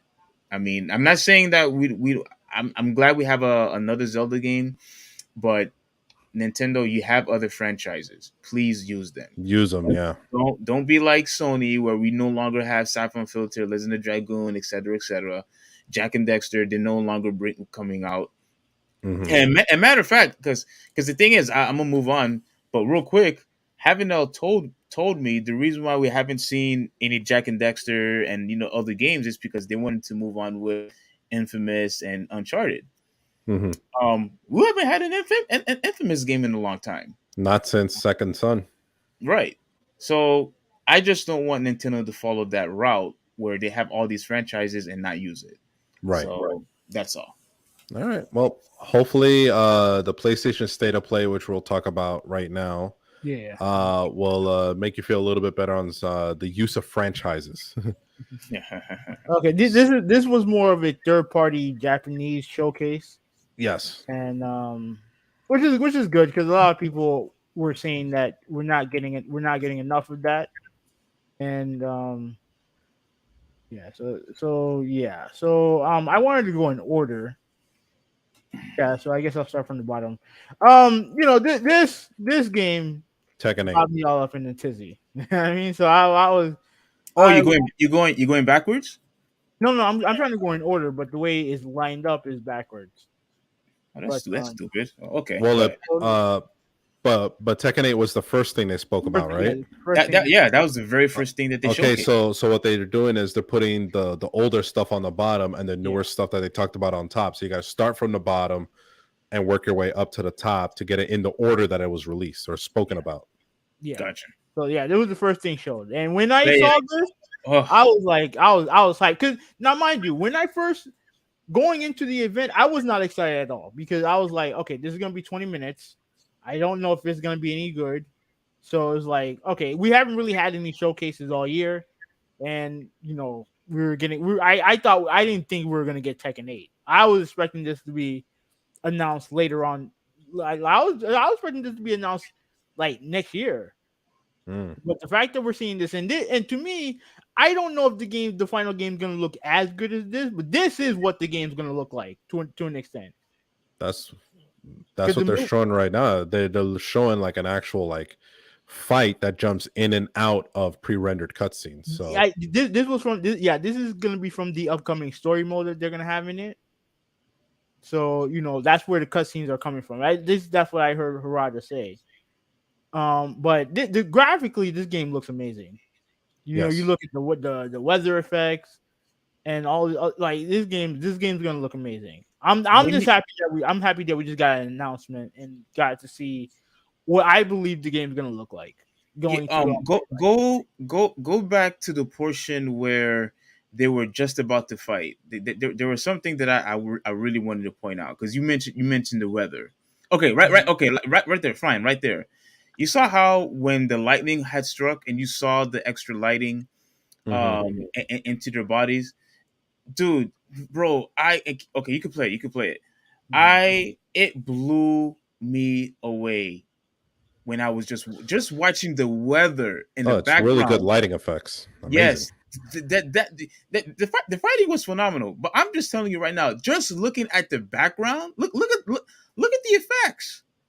Fantastic! I could not believe they were able to put all of that stuff in the game. Look, another lightning strike. Beautiful. It was just so beautifully well done, and All right. to So me, this does not look like a traditional uh Tekken game.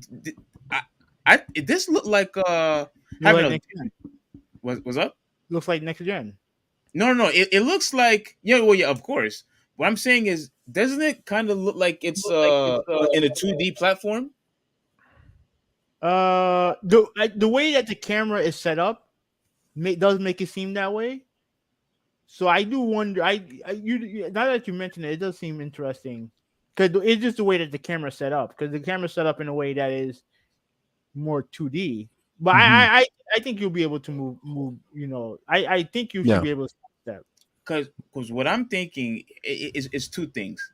I'm thinking perhaps that this is a now 2D platform like how it is with Street Fighter, but with some like how you said it, dark with like with cutscene. No, what did you say? You said it's like Yeah, like it jumps in and out of pre-rendered cutscenes. pre-rendered cutscenes. Yes, So something about that, and I just looked it up right now. Tekken 8 uses the Unreal 5 engine, Yeah. which has been showcased a couple times during this year. And I got to tell you, man, that engine is what it's been able to render out is damn near photorealistic.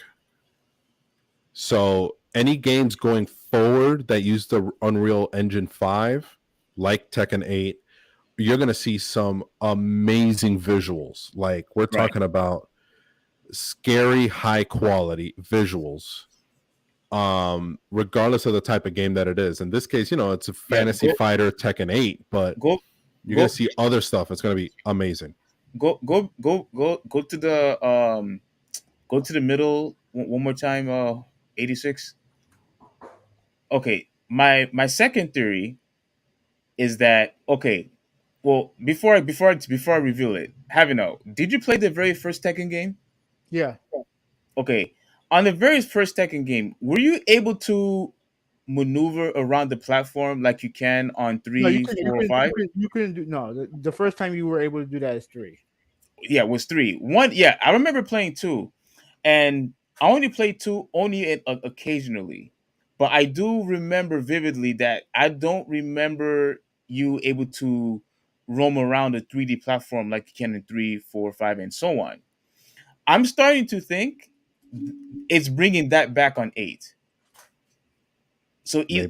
it's either going to be a Street Fighter type of platform, or they're bringing back either the Tekken 1 and Tekken 2 gameplay 3D platform style and I'll be bringing right it back, guys. Mm-hmm. okay and implementing it on 8 cuz that's what I immediately first thought when I saw the gameplay footage, what you and I just seen. Like, you think I'm being a little far-fetched with that? No, I mean no, but I do want to see more of what they plan on showing. But based on what I can tell, the thing that impressed me the most is that it looks next gen. Because the last time I was thoroughly impressed with graphics in the Tekken game was Tekken 5. Right. You know what I mean? And Tekken 6 and Tekken Tag and Tekken 7, they're not bad looking games, but they're not. I wouldn't consider them to be like next gen. Like, oh, when Tekken 6 came out, oh my god, this looks so much better than Tekken 5. I didn't think that, and I don't think that way about Tekken 7 either. But didn't I thought you thought about that way with Tekken 4? No, well, Tekken 4 is different because it was a completely different Tekken than the previous three. Because remember, Tekken 4 had all the objects in the middle and whatever. It kind of took more of a style of like Dead or Alive, right? And then with Tekken 5, they went back to more traditional style. But Tekken 5 looks a hell of a lot better than Tekken 4. Right. Not even close. Yeah. Yeah, So but I just wanted to clarify, because with Tekken 4, obviously, it was obviously a huge upgrade from Tekken 3. So I thought you felt the exact same way, where you were blown away when you saw the graphics on Tekken 4. no, Okay. no. I wouldn't say necessarily blown away, but it was just a different look. The way the game looked, it just looked different. But Tekken 5 blew me away graphically. Yeah, and with the with Tekken 8, uh go yeah, I hate to keep telling you to go back, because I wanted to show you, what I'm talking about. Where is it? I had I had a question for you. Mm-hmm. All right, play the video, because there's something I want to show you. Let me put it on full screen so I could. Where is it? Okay, keep going, keep going. Let me see. Okay. All right. All right. It's gonna show it. Are you worried with that portion right there? Are you worried that I'm not saying that it's a bad thing, but I Mhm. wonder if the two of you are simultaneously doing a move together, are they going to do that slow mo every single time? Because I don't think so. I don't think so. I hope not. I hope not, because I think the one, like I said, the one thing that I've always loved about Tekken is the fluidity of the fighting, see, and they did it again. Okay, go ahead, yeah, go ahead. and I was originally against the supers that they added, but ultimately it didn't really I grew to accept it, so Hmm. it didn't bother me as much. But I don't want them doing the slowdown like every time, and I don't think that's gonna be the case either. I think what the fight here is gonna be representative of the story mode. So Okay. the way that remember when Tekken 7 came out and the whole fight between Ahachi and Akuma, Oh, that was a cool trailer. yeah. That trailer that was more in line with in the story mode also. That wasn't representative of the actual game. Yeah, but that portion where they were about to punch each other, go to that slow mo again. Um, where they were about to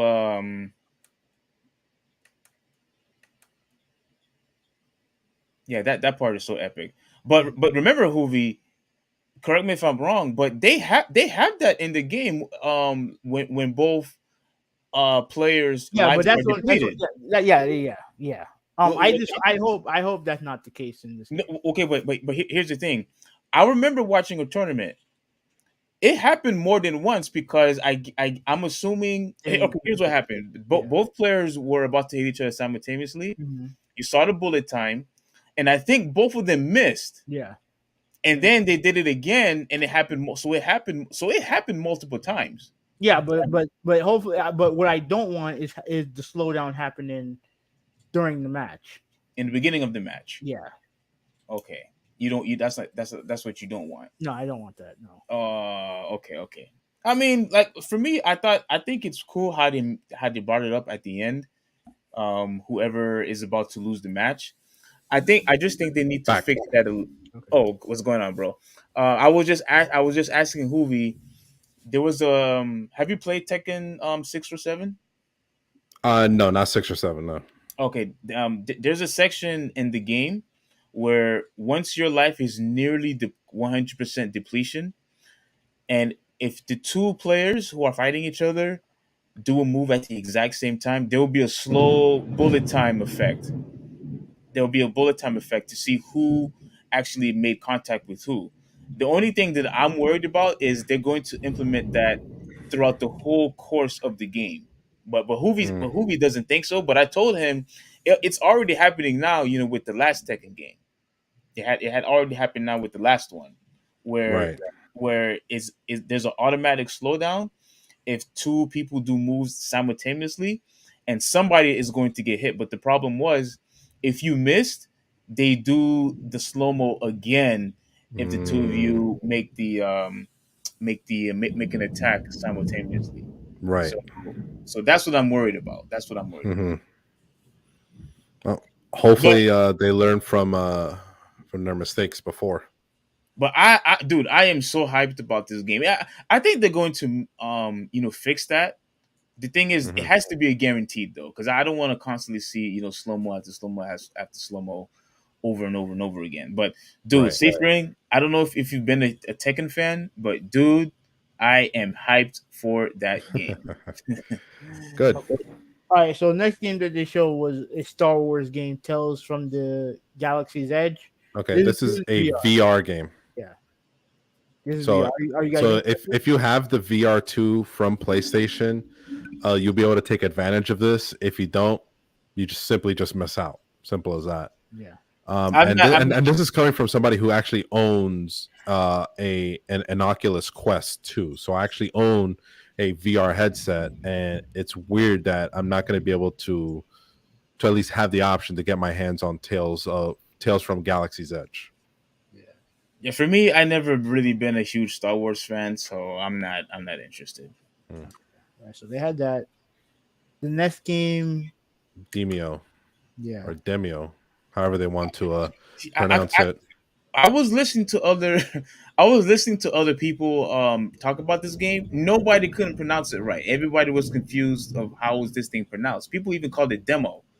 I was, so But I don't know what's the proper this is pronunciation. also this is PlayStation VR also. Oh yeah, it's also VR. Are any of you two interested in VR? No, I'm not.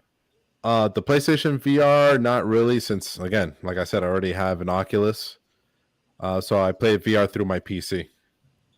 Okay, okay. So this VR, you're not going to Yeah, not invest in. really me. Okay. Okay. This one though, Oh revealing boy. like a Like a dragon. dragon issue. Yeah. Yeah. This is the Yakuza. I think this is the Yakuza inspired series. Can you play Okay. it?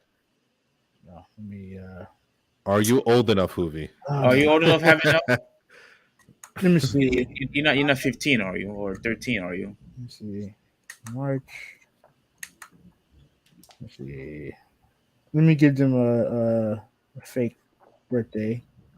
You gotta fix the year though. That's what they're looking at. Oh yeah, I was born in 2022. Yeah, Yeah, sure you were. Well, you okay. gotta go up. Hold on a second. I don't have the. Um, I got stuff blocking the way. Why would they give me the option of 2022. adding more years? How the hell does this make any sense? Be like, I'm not born 2025. yet, but I want to view the content. Exactly. Like what the? Oh my god. No thought process. That's all it is. Oh man. Yeah, they're not giving me an option to go lower. Can you try scrolling up? There you go. You're going less in years. There you go. Yeah. God.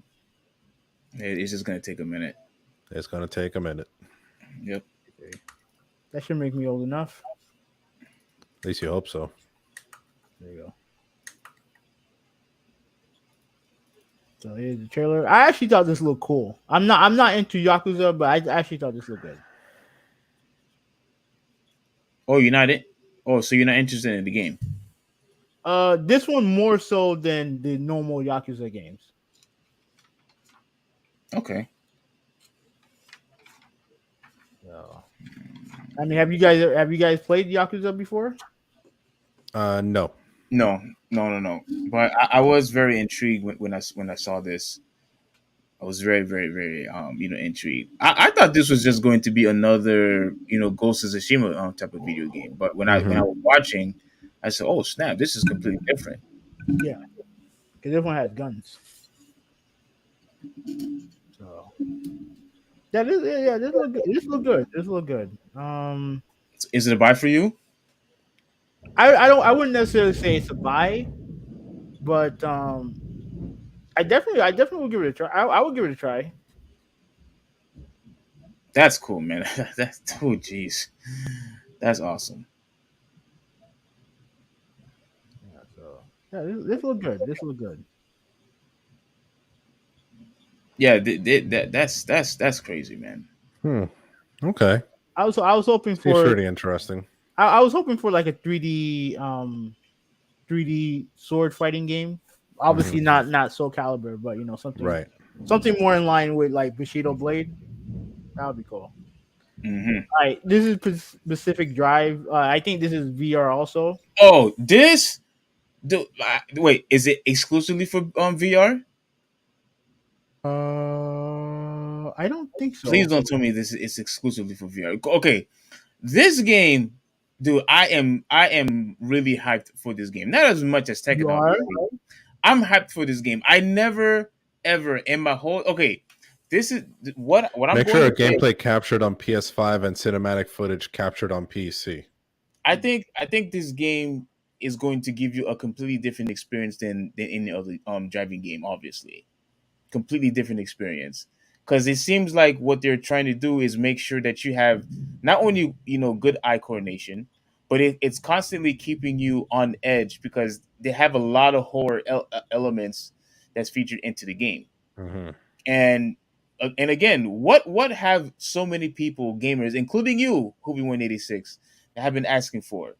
We've been, especially when with a new console, we ask for new innovation, new gameplay mechanics, new IPs, and this is giving us all of that, different experiences.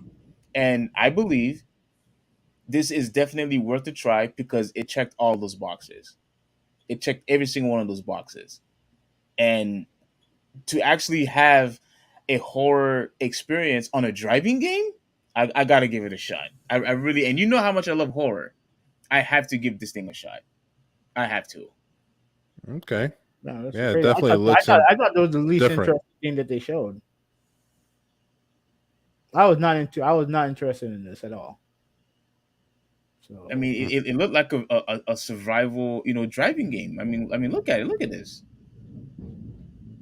yeah, that's fine. It's weird But, looking, is what it is. But yeah, I could definitely see it being a different experience than what you're usually into. Right. Yes. It looks like you have to survive. It to me it looks like you're constantly at the edge of your seat as you are driving. Like what driving game does that? What driving game does that? None, really. None. So the fact that you have a complete different experience on a driving game, I would never expect something like this. Never. Right, So I got to give this game a shot. for Has to sure. be a shot. Yes. okay, so this I'm is yeah. surprised. I'm surprised you're not interested on movie. No, I don't care about that. Too many cool things that showed. Listen, are you guys interested in Harry Potter? Nope. No. All right, fuck it. I ain't showing it.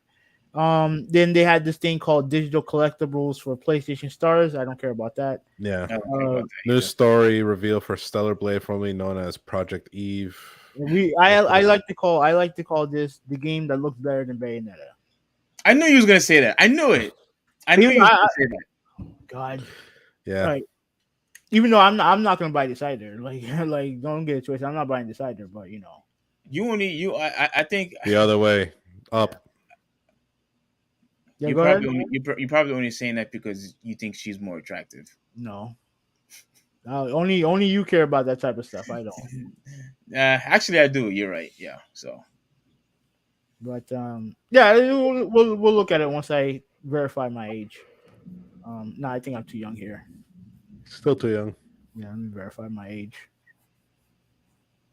yeah, you gotta go to like 2000, 2001. Yeah. Just pick a random date here. There you go.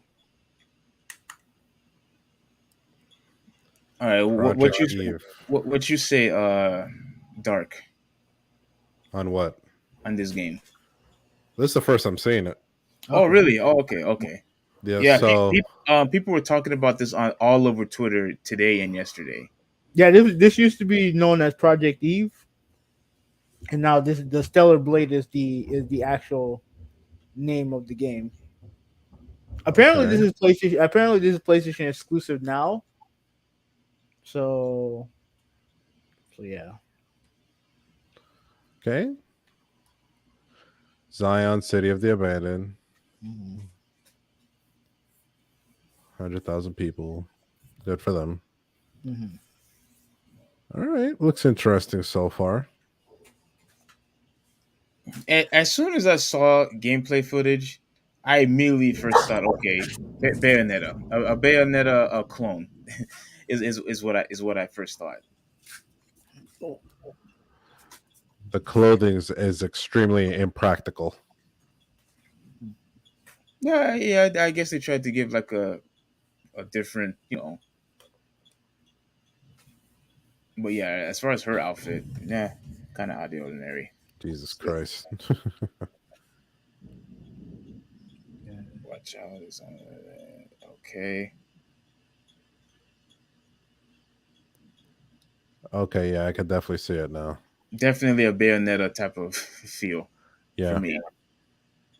Like, and the reason why I mentioned Bayonetta is because not just because she's female and it's a hack and slash, but you saw the part where she was fighting that monster. It was very dark. See, it's very gritty. Yeah. So even the Just like theme of Bayonetta, it, yeah. yeah, the theme of it, everything looks exactly like a Bayonetta. I'm not saying it's just a copy and paste. I'm sure maybe they have something different, but But it's definitely inspired by. yes. So she's like a freaking Mega Man that turns her hand into into a projectile. I don't know. blaster. I don't know. That was cool. Project Eve, no longer Project Eve, now called Stellar Blade. Okay. All right, so Hoover, you're not interested in Ben at all. You're not interested in this either. No, All but right, yeah, you Dark. Yeah. I don't even own a PlayStation, so but Uh, it'll probably come out on PC. most likely. Yeah. All right, this was the I will say Rise of the Ronin. yeah, this was you interesting. know you got to play this. Yeah, we'll play this one. You know you got to play this thing, man. Wow. This fucking Christ. This was interesting. I think you should just go on YouTube, bro. And I'm right here, so I might as well just deal with this. Can you just type it out? Like put 0101 2000? Oh, dumbass. There you go. I There completely you go. now. All right. Yeah, this is from I believe this is from Team Ninja. Oh my bad. Yeah, Koei Tecmo, Team Ninja. Team Ninja? Mm-hmm. Wow. Okay. Is it raining where you at Hoover 186? And you Dark? Oh yeah, it's raining its ass off right now here. Bro, it is like freaking thunderstorm, man. Jeez. 1863 Japan. I, Team Ninja logo. There you go. No gym Yeah, for me tonight. Captured on PS5 mix of gameplay and in-game cinematics. Okay. So this is a legit trailer that you would do like a pre-order for because they're showing you a little bit of both. yeah. In-game footage as well as pre-rendered cutscenes. This Gameplay one, right here. I think this I was one. hyped. This had me hyped. Oh, The gliding, yeah. This had me hyped. You that's got Breath of the Wild vibes. that. You got to rewind that. Whoa, dang, that was loud. I don't know if you guys heard that. Yeah. Can you rewind that? That is freaking awesome, dude. Very Breath of the Wild vibes right now. Yeah. Riding the horse, the glider. Yep. Yeah, Yeah, that is definitely. awesome. And I don't know if you know, remember, Seafring. They actually put. Wow. I heard They actually. that. Oh, you heard that? Oh, Yeah. jeez. Yeah, yeah. Oh, you heard it on your side, or you heard it from my mic? No. I heard it from your mic. Oh, from my mic. Oh, okay. Yeah. Dang, that was loud, bro. But anyway, um, what was the game? Gotham Knights has that too. They I think it's who was it that has it? Nightwing. Yes. He has the part where you're able to glide everywhere. So I think it's pretty cool how everybody's is copying, like you said, Breath of the Wild, where you could glide from place to place. Breath of the Wild definitely created a new sense of what it is to do open world, traversing an open world. Yes. I mean, think about how many games have come out since Breath of the Wild that you can be like, yep, I can see that coming from Breath of the Wild or that coming from Breath of the Wild. You're basically picking out. You're like, damn, the inspiration for Breath of the Wild, you can see it here, here, here, here, and here. In so many different games that have come out since then. Yes. Yeah, says a lot, man. Rise of the Ronin is gonna be coming out in 2024. That's the only other. Wow. Shit, 2 years. Are you Damn. serious? That has to be a mistake. No, That has to be a mistake. It said 2024, so it's gonna be a while since we see it. So. I'm amazed that so much gameplay footage that they showcased and the it's game's coming not out, even done. and the game's not even near finished. Not even near But, finished. but yeah, it's fine. Like, take your time. Just make sure the game is good when. Make sure it's something quality. Yeah. Oh no! After what I've just seen, I saw quality. I definitely saw quality. This looks like definitely a game that's a buy. Is it a buy for you, Hoovy? Yeah. If it continues to impress, I'll definitely buy it.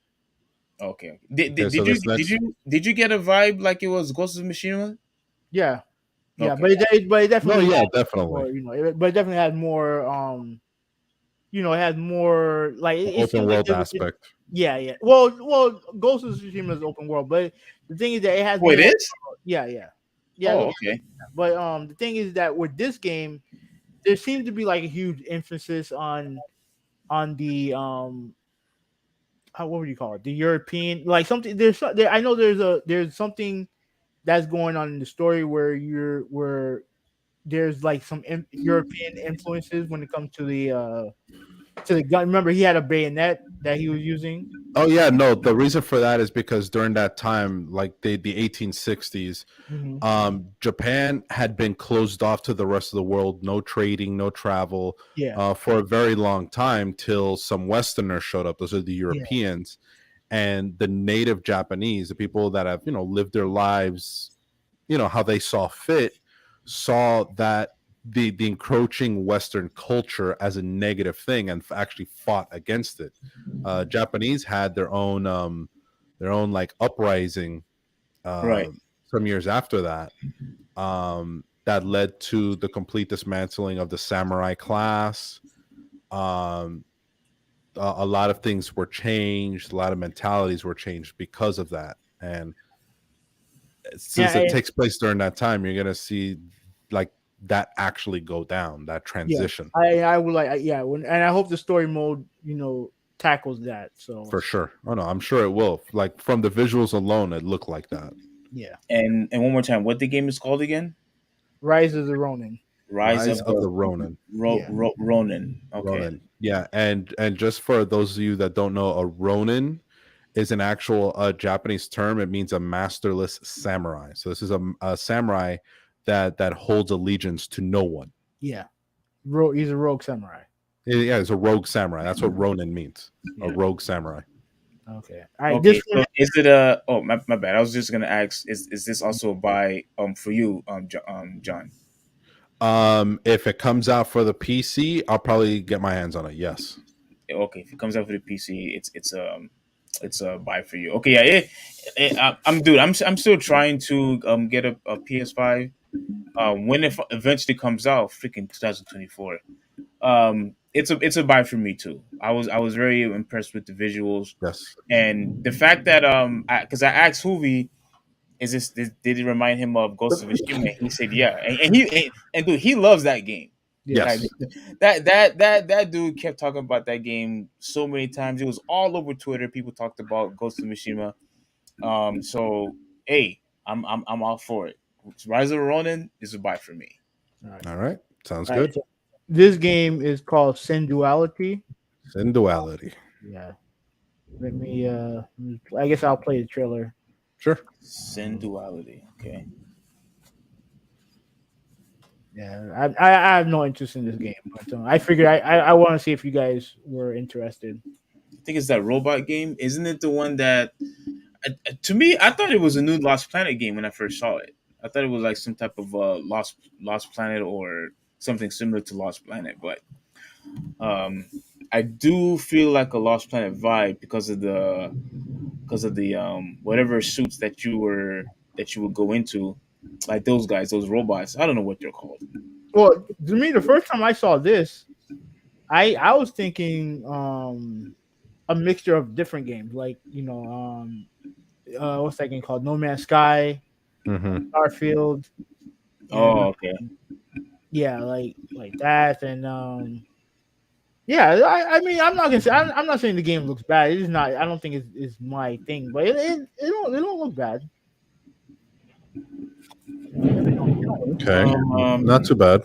Yeah, yeah. When it comes to like gameplay like this, the only one that I was really into was Lost Planet. After Lost Planet, I was really never into any other game that was like this. Maybe a little bit of Titanfall, where you would enter the Titans inside the Titans. Mm-hmm. But other than that, I didn't really like any other of the copies. okay. All right. Here we go. Now, the main event of the show. That's right. Now, God of War now, Ragnarok. yeah. Now, here's the thing: before this, they showed off the controller, right?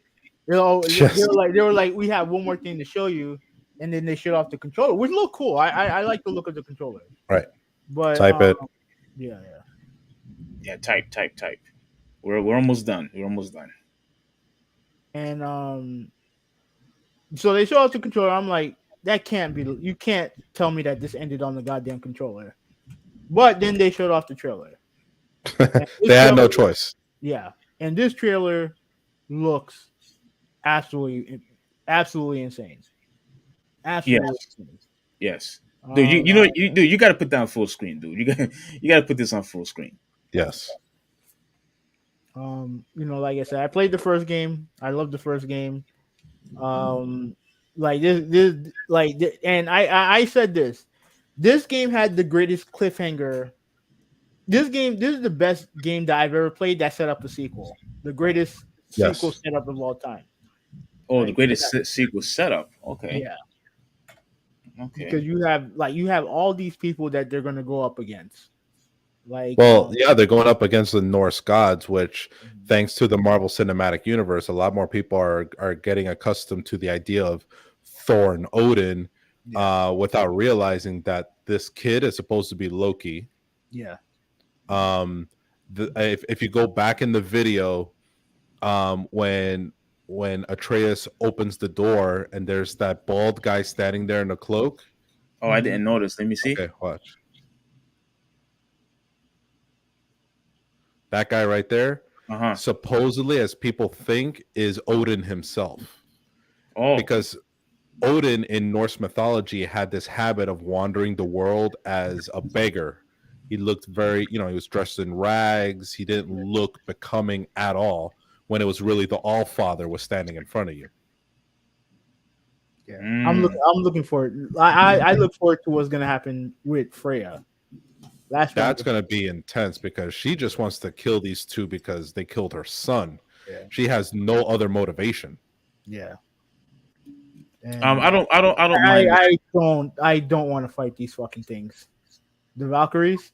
I Oh don't yeah, want. again, I don't want to fight. I don't the want to fight Valkyrie those fucking sucked the things. first time Oh my god. Why? because the They're hard. Valkyrie fights are fucking hard as hell, Yeah, they're hard. and they're like scary difficult. Yeah. Oh, scary difficult. Okay. Yeah, they're like stupid hard. Yeah. So Dude, that I don't know, dude. You gotta rewind that, dude. What the heck is that? The heck is It what? it, it look it look. You didn't see that? What the look at that? That thing? Yeah. I'm pretty much thinking that's like a lava golem. Like basically a mass of lava that was given sentient life. Oh, bro, that freaking. Not saying it freaked me out, but I'm just saying, wow, that's Yeah. that's just crazy, man. yeah. So this trailer was just nuts. Absolutely insane. Yeah. Like, That dude, that I feel Look like at they that. showed too much. was that. I feel like they No. showed too much. They You showed serious? not enough. Yeah. Yeah, I feel like they showed too much. Yeah. Not at all, brother.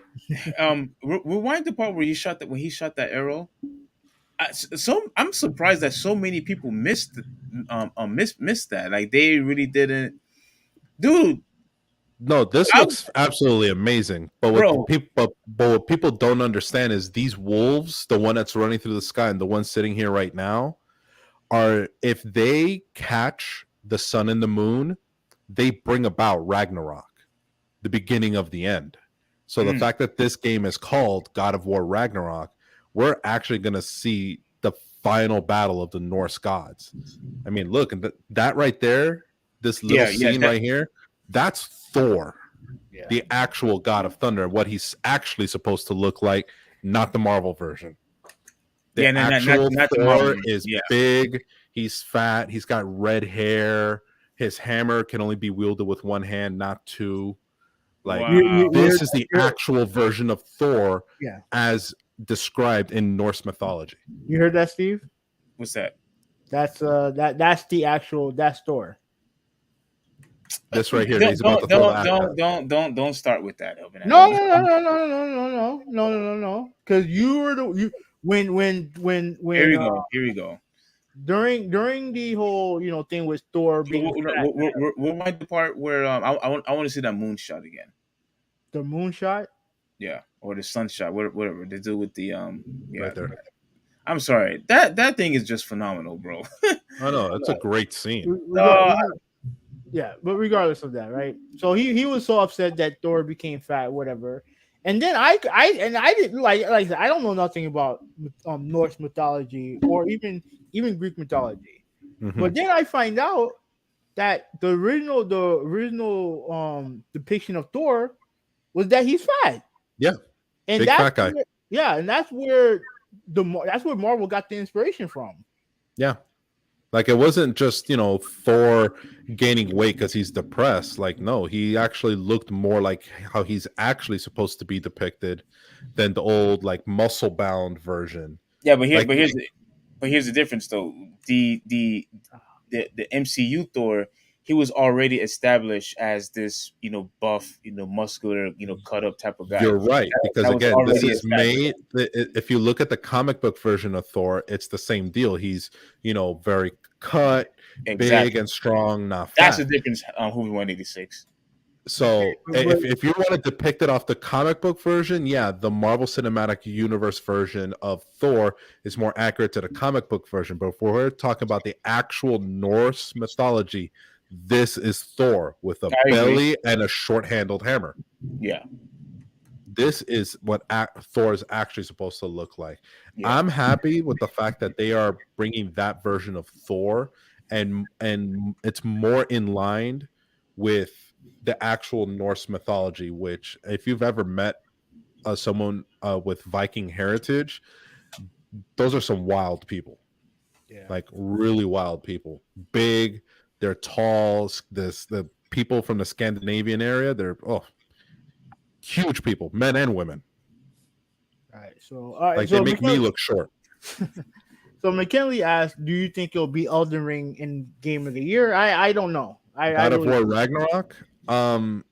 It depends when it comes out because Elden Ring's already been out for how long?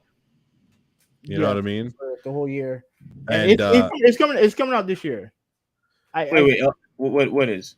God of War. Okay. yeah, is Ragnarok gonna beat Elden Ring for Game of the Year? I would say if it comes out sooner rather than later, then most likely yeah. But Because not for nothing, I mean, it is God of War.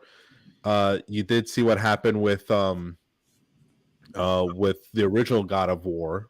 When that came out, it was instantly Game of the Year. So it's like, come on. we'll Yeah. see. We'll see. See the controller, the center part has the two wolves. Yeah. When those wolves capture the sun and the moon and actually reach them and catch them, they bring about Ragnarok. So that's why they're depicted on the controller as opposed to anything else. Yeah. Okay. So overall, I would give this conference an 8 out of 10. So that would probably be a B. Like Tekken 8, you got Rise of Ronin and God of War. Like that's a good combination. And everything else they showed was fine. So I didn't have a major issue with it. So Did the I wanted to real quick. He said, "Do you think it'll be Elden Ring?" So does that mean Elden Ring is the front runner of Game of the Year? As it Dark? stands right now, now, yeah. from a popularity standpoint and from a total gameplay standpoint, yeah, Elden Ring is the front runner right now for Game of the Year. Really? Yes. What? And I must be missing something. Do you have any knowledge of what's going on? What's up? What's up with this game being front runner? It's Well, that's because you very have to remember that when they pick the Game of the Year, they're looking at things like the quality of the game, Oh, the here it is, right here. mechanics, and things I'm like playing that. it right now. But they're also looking for playability, You see it? popularity. Yeah, that's it. Yeah, that's it right there. So this is it. This is Elden Ring. Yes, it's basically a Dark Souls type game where it's just fucking hard as hell, and everything has to be very technical, Okay. and everything like that. It's a great game. Don't get me wrong. If it wins Game of the Year, I'm not gonna hate it, but at the same time, like it has some stiff competition if Ragnarok comes out, which it will. Because I mean, Elden Ring is great, but God of War is better. And who we are? Have you ever been interested in the Elden Ring? No, I don't play Souls games. Oh, that's right. You don't play Souls type of game. Seafring, are you interested in these type of games? Same. I don't play them at all simply because if I'm gonna play a game, I want to enjoy myself, not constantly see myself die. Wait, hold on. Please don't tell me you're one of those gamers where you hate you want games to be easier. Oh no, I never said anything about easier. I just don't want to play a game that's purposefully made to be hard as fuck for no reason. And that's basically what these Dark Souls types games are. They're hard, but they're just like there's a difference between having a game that's hard Mm-hmm. and you're able to eventually like overcome it. But then you have Dark Souls difficulty where it's just hard no matter how good you are. Like you could be the best player in the world and still get your ass handed to you by these games. Mm-hmm.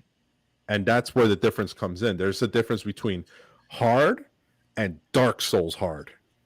That's two different hards. Well, And the Dark Souls hard is harder.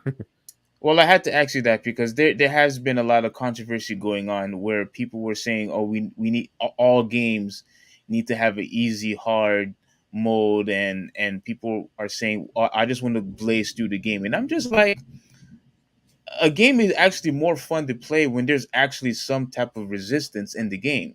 Well, You no, can't. I'm not saying there shouldn't be any resistance at all. And I'm all for playing a game on, say, like a normal or hard difficulty.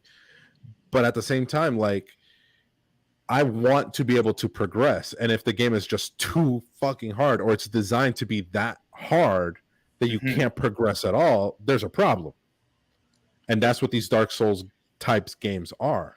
Well, Like, they're really hard, but they're hard to the point where unless you get good quick or just basically memorize a bunch of complex moves, you're not going anywhere. Like Uh, I'll explain. Let me explain it this way, Steve. okay. If a game is difficult for the sake of being difficult, I don't have a problem with that. Okay. But the problem that I've heard, at least from what I've heard from the Souls games, is that the controls are stiff, and I feel like they're stiff on purpose to make it harder. If a game's hard because you want to make it hard, like for example, Hotline Miami. Hotline Miami is a hard game. That game's not easy, but that game's also very fun to play. Okay. Everything about the game is fun to play. I've heard these games are not that fun to play. And if the game's not fun and it's hard, that's like no, I'm good. I'm good. Well, I had to bring that up because a lot of people also, I know a lot of people also complain of God of War being too hard too, and I'm just saying to myself, listen, you get good, get better, and stop complaining. No, but To me, God of War is fun to play. God of War is fun. Now, some of the gameplay styling does come from the new God of War. Does come from Dark Souls. There's aspects of it that they got from Dark Souls. Oh, The problem is that God of War is fun to play. Now, I've never played a Souls game, but I remember watching the Demon Souls on PS3. yeah. That game looked like the controls were clunky. It looked Just by watching it. just by watching it, it didn't look good to me. And Demon Souls is one of the most iconic games on the PS3. Right. But it did nothing for me. Did nothing for me. So Yeah, like games like this. I think Immortals is another game that's like that. And I'm sure there's more. My position has always been this. It is always more rewarding and satisfying when the game is actually difficult to beat. And frankly, for me, and having this, there's a lot of games, especially for the Super Nintendo back in the day, that we still haven't beaten till this day. I still actually prefer games to be hard where you actually have to put the effort to go to go past to basically beat the game. I don't want an easy peasy type of game where I could just beat it in one day and no, just I be get it. done. I get it. And I'm not like that. I don't like that. I get it, but course. the people are saying, "Oh, it needs no." Like to me, it should be up to the developer. Like some people say, "Oh, it needs a difficulty scale." Yeah. It's up to it's up to the developer. If the developer wants to make a game that's hard, then let them do it. Hmm. Let them do it. Like I will always be in favor of developers developing the game that they want to develop. Right? Like with Sifu. Mhm. See, when Sifu first came out, I was like, man, this game is fucking hard, man. Like this game is hard. Yeah. You know what I mean? But then what they did, they added difficulties, like easier difficulty. They even added harder difficulty. I was like, when I first saw it, I was like, okay, I'm going right to easy. You know what I mean? And to be honest with you, it made the game more fun. Now the game in general is fun, but it made it more fun, and it's still challenging. It's not easy. Mm-hmm. If you're really good at it, then yeah, it's easy. It's easy. If you're really good at it, then it's too easy. Then you have to go to the harder difficulty. But for Right. me, I like the game how it is, and hopefully I can get good at it on easy to where now okay, let me try to challenge myself because easy is too easy for me. Hmm. Yeah. You know what I'm saying? So I can move up. So yeah, so Yeah. Yeah. And the reason why I had to brought it up, Dark, there Hmm. were times like who you mentioned earlier today in the podcast where we would do these game nights, right? Right. And there was this one game, Streets of Rage. I We remember Streets of Rage. Yeah. dude, very very hard to game to to pass. All of us would either curse, get frustrated, this and that. But at the same time, though, the effort that you had to put in, and when you actually beat the game, it was so gratifying, so Right. satisfying because you actually feel like you accomplished something. But when a Hmm. game is just easy peasy, I can't support that. And I don't. If a developer wants to make a game hard, all right, then just get good at the game, instead of just trying to brace through. Now, in your position, when you talk about it's just hard just for the sake of being hard, I would honestly have to say that goes for games like that too. You have to try to study the game, try to get better, maybe study the frame rates, whatever it is that you have to do to get past through the game. I mean, but that's just for me. Hmm. I love it when a game is actually difficult, where you actually have to put effort into beating the game. If you know what I mean? Right. Yeah. okay. Mm, All all right, right. all right. So let me read this one, McKinley, and then we can move on. Mind you, Elden Ring won most anticipated two times. God of War is coming in November. In my opinion, God of War is not beating it. But but it is the only one that should if the Last of Us remake wins after awards. No, the Last of Us remake is not getting nominated. No, because it's a remake. It's not like it's not like they're releasing a sequel to the game. It's a And remake, so it and shouldn't count. yeah, It better not get nominated. It better not. no, it definitely don't deserve it. It better Definitely. Yeah. not get nominated. Yeah, people were pissed off when the last one won one game of the year. People were But, saying but at least that game is new. Yeah, if it was That game. new and it won, okay. If it was actually No, good, I never played The Last of Us. people bitch complain about the story. Like they can suck and egg on that shit. But well having though at the very least though having it was multiple reasons though. Like I, okay, people complained about the story. People complained about that you were forced to control characters that you didn't like, and people complained about that one of the main characters died. So I could understand when a lot of people stopped playing the game because of that. all right, Hmm. they can eat it with that. The No, gameplay, the no, gameplay is no, look. When it comes to the gameplay is phenomenal, absolutely phenomenal. So but, at the end, of, when it, but even you said how important good story is. You all right, said but that. okay, but just because the character died, that means the story sucks. It's not just the character, but okay, think you have to understand it from a player's view because you No, are a player. You are a player. not from dummies, not from No, dummies, no, not but from dummies. hear me out. Hear me out. When you play a game or like when you watch a certain movie, and when a character kills a different character, right? I know we're like really long on time here, Hmm. but when the character kills another character, there's an emotion is attached to that. So I could understand when the character kills what's his name? What's his name? Uh what was his name? The guy that died? Yo, Joel? yeah. Joel. When they killed him and then a lot of the players were like, "Wait, what is going on here? I don't want to use this character. He freaking killed Joel." So I understand Ah. why people hated the story. And they also felt the whole lesbian thing was also out of was also a thing that people didn't like either. So I Oh, get it. you know I what, get it. and that's where I can tell these fucking idiots never played the game. They never played the fucking game because it was well established in the DLC that Ellie was gay. It was well established. So these people who are complaining now don't know what the fuck they're talking about. They don't know what the fuck they're talking about. So why would I waste my time trying to understand what these people are thinking? No, like fuck it. Here's the difference. The Last of Us Part 1 is a remake. It should not be considered Game of the Year at all. It shouldn't even be nominated. No, it shouldn't even be nominated. Okay. At least with 2, at least that was a new game that came out that year. Right. And frankly, the gameplay is excellent. So of course it's gonna get nominated, and not everyone is gonna hate the story like these fuckers are.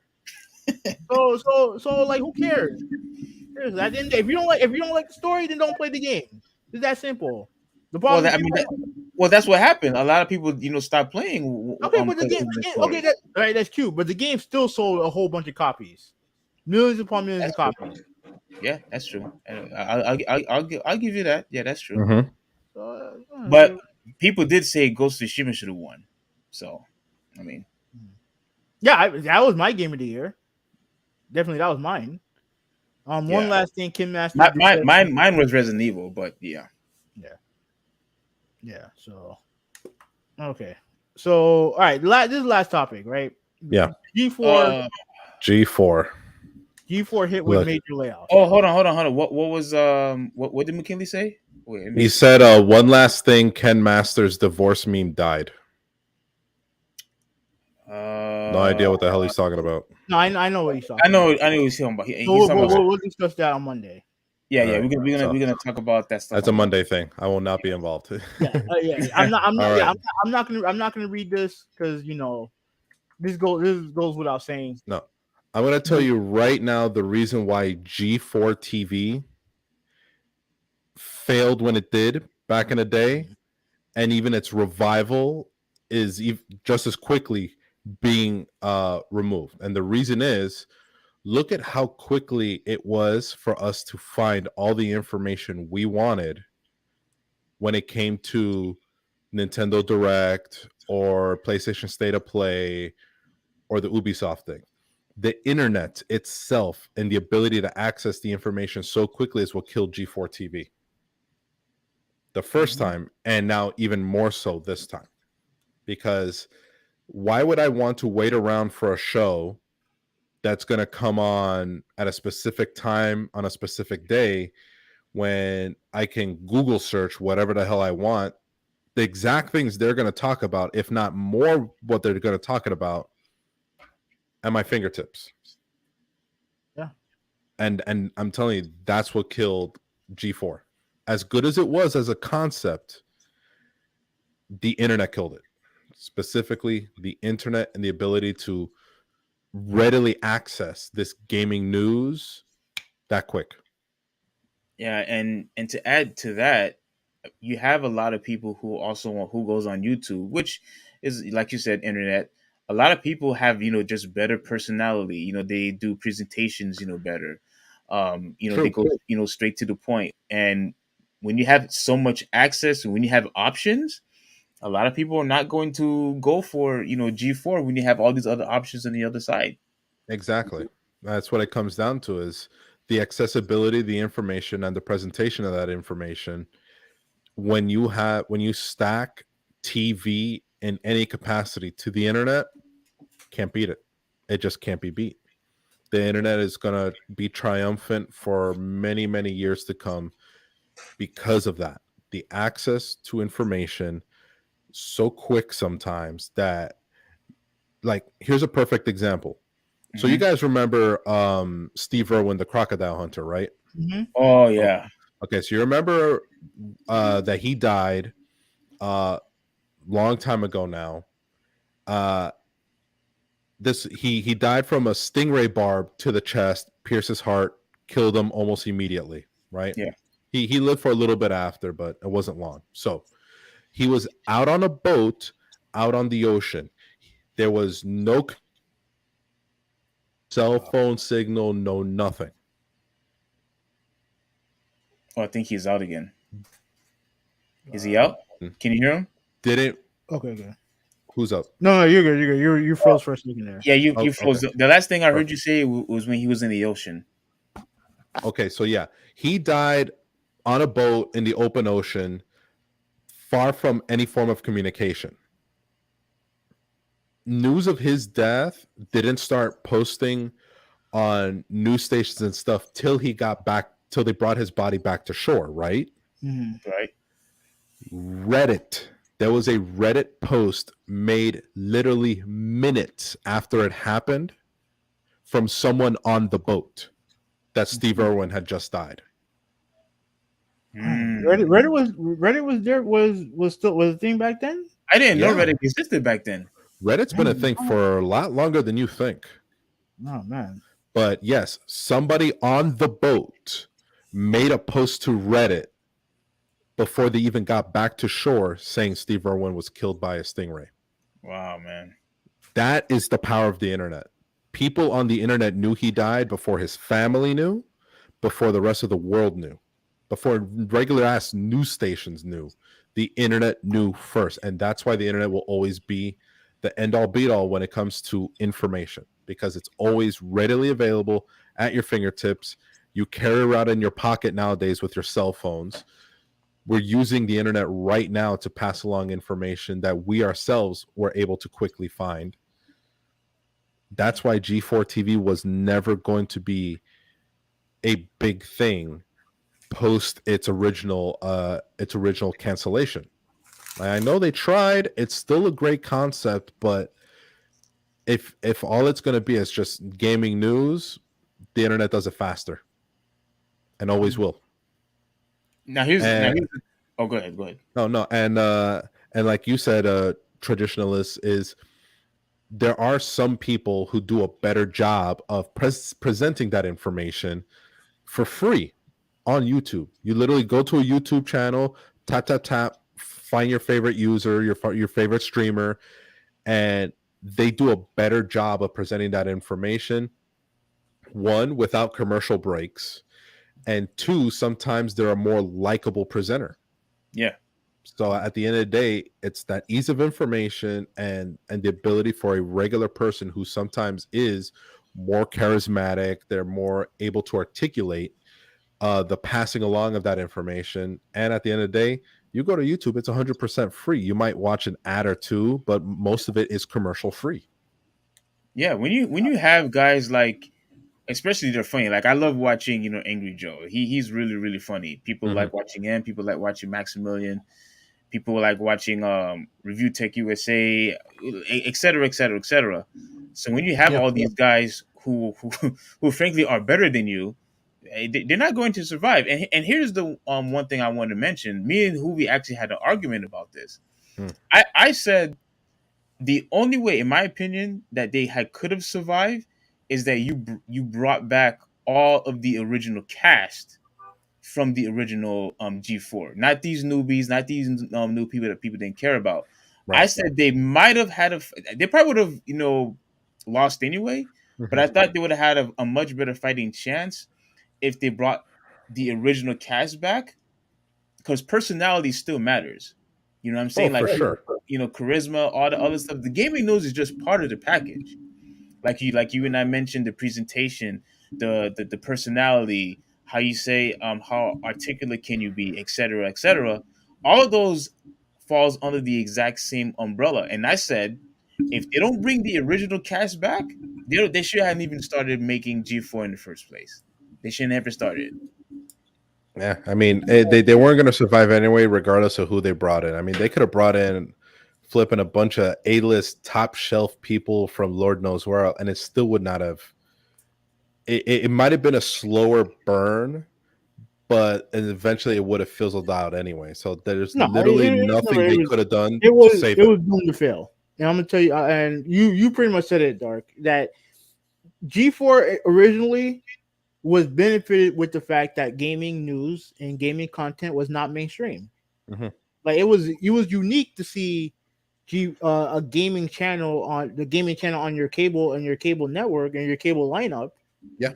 And you look at the stuff that, like, especially when it comes to me, like, have you ever played that game Katamari Damacy? Yeah.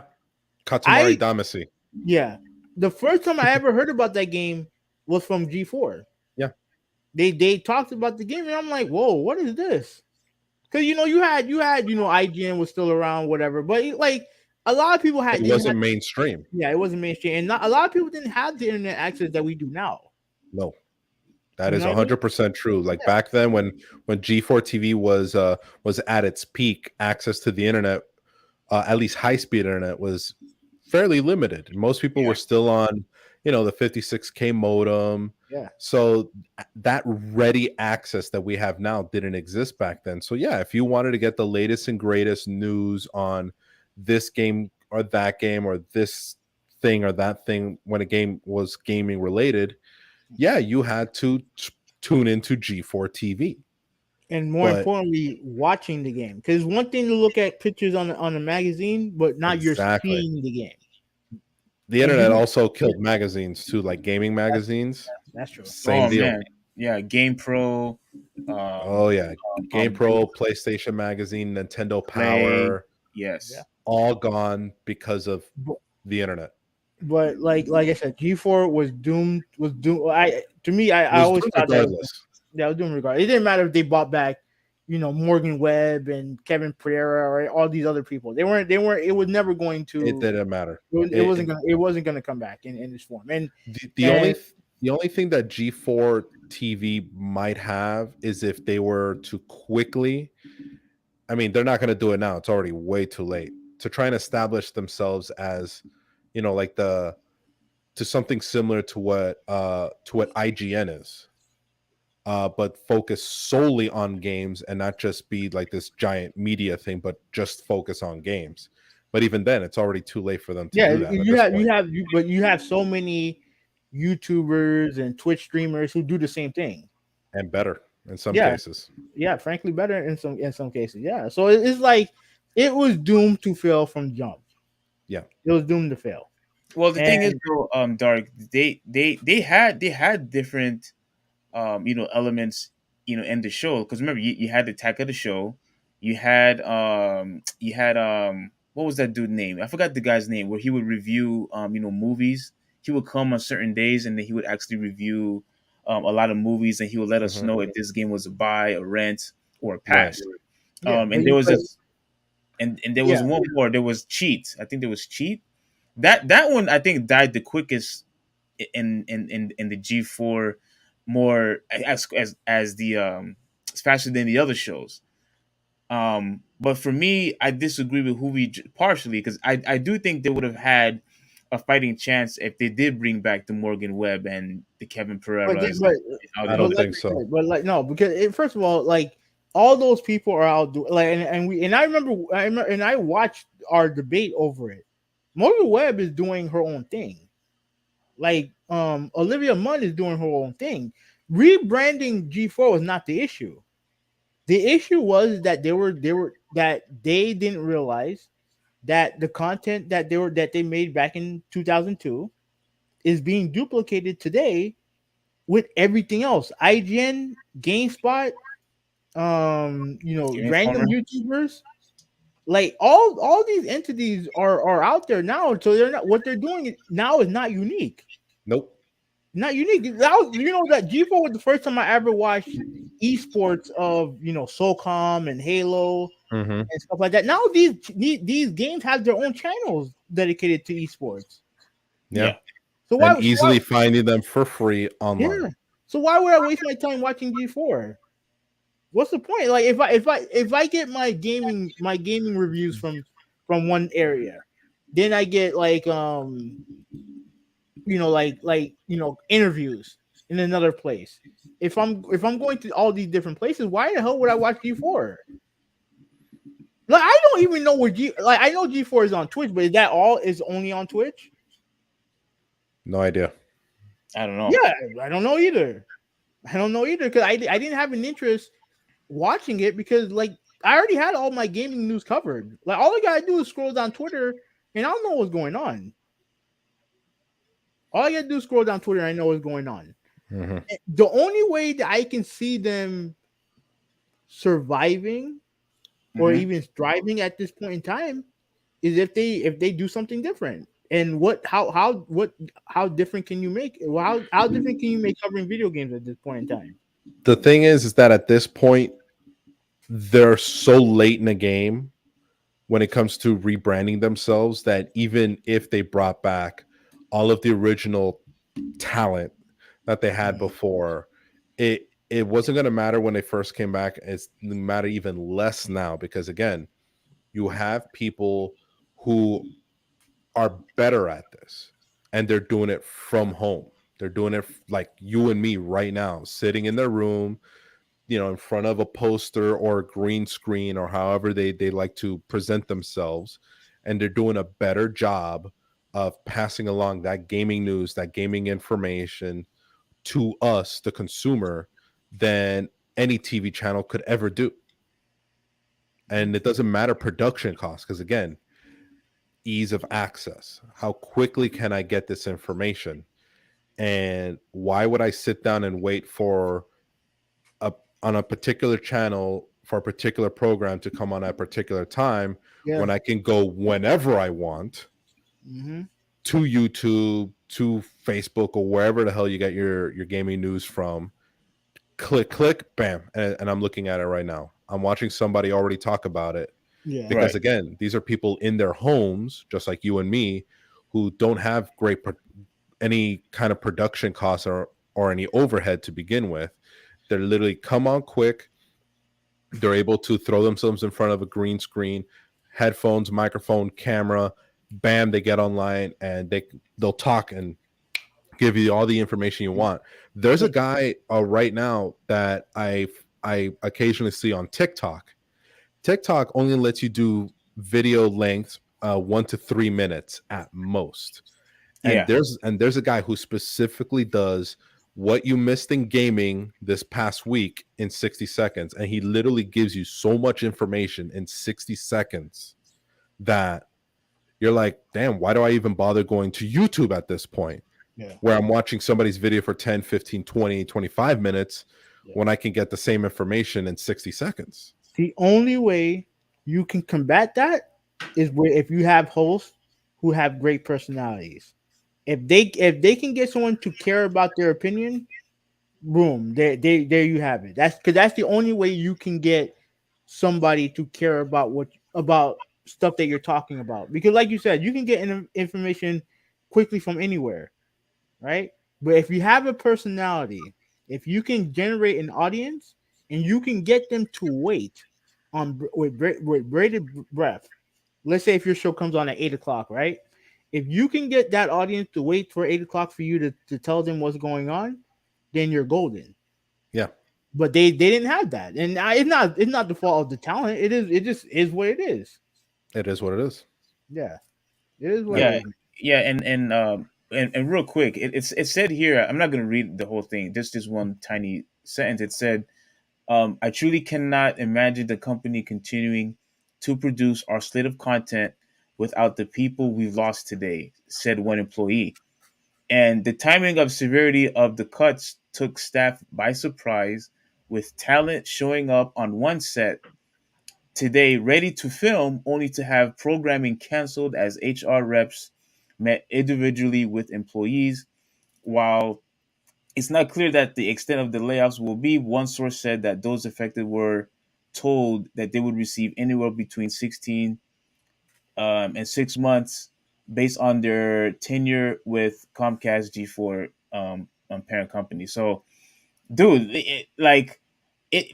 I'm not reading the whole thing, but they pretty much saying a lot of people was caught by surprise, with this. Yeah, yeah, it And came out of nowhere. Yeah. yeah, and to lay off, oh, how many people? 30 people, Mhm. bro. That, I mean, you might as well just cancel the show now. Like, don't even try to keep the show ongoing. for Just a just dying TV channel, firing 30 people, that's pretty much the majority of your staff. exactly, exactly. Why bother continuing? Like, just cut your losses, try something else, and you're Exactly. just gonna have to move on. And somebody said this on Twitter one time. That chick where she was ranting Frost. about Yeah. yeah, Frost, about not being eye candy, and she's not, Olivia Munn or Morgan Webb. She a lot of people blame her that the show ended this quickly. Nah, it's not her fault. No. A lot of people blame her, saying, "Well, No, you they if blame her you because they don't like her. Yeah. They blame her because they don't like her. But the fact now, I don't think her rant helped. exactly But I think No. that's what they're trying to say. Like you made it worse, pretty much. yeah, Yeah. but Yeah. they were Fuel on doomed. the fire. Yeah, but Yes. they were doomed from the jump. They were doomed from the jump. It's there. There was no way around it. The most that they were going to be able to do was just drag it out, and that would not have been good for everybody involved. So it's unfortunate that we've gotten to that point. But then again, live TV is going the way of the dinosaurs too. Mhm. You can pretty much watch live TV over the internet now. The only Yes. thing that matters when it comes to live TV is sports. That's why the rights deals for sports are so freaking high. And even then, you can catch all those games live on the internet. You don't even need a TV anymore. That's true, but like it's the only program where you can get millions upon millions of people to watch at one time. Oh, of course, still. Yeah. Yeah. Yeah. Yeah, I think sports is really the only one. I can't That's really it. think of I can't really think of anything else. Because when you look over the years of so many shows that has been canceled over the years, like I don't know if you all remember as a kid, watching Saturday morning cartoons. No more of that. All You know, gone. yeah, all gone. Certain shows like obviously G4 that we talked about. No more of that, and a lot of a lot of cartoons and a lot of anime that used to be shown on TV, they're all gone too. So, because remember, a lot of cartoons would show right after school. Hmm. They got rid of all of that stuff. They got Yeah. rid of all of that, and Well, now, they have new stuff now. yeah, they have new stuff. And now with Disney Plus and with Netflix, it's just too much competition.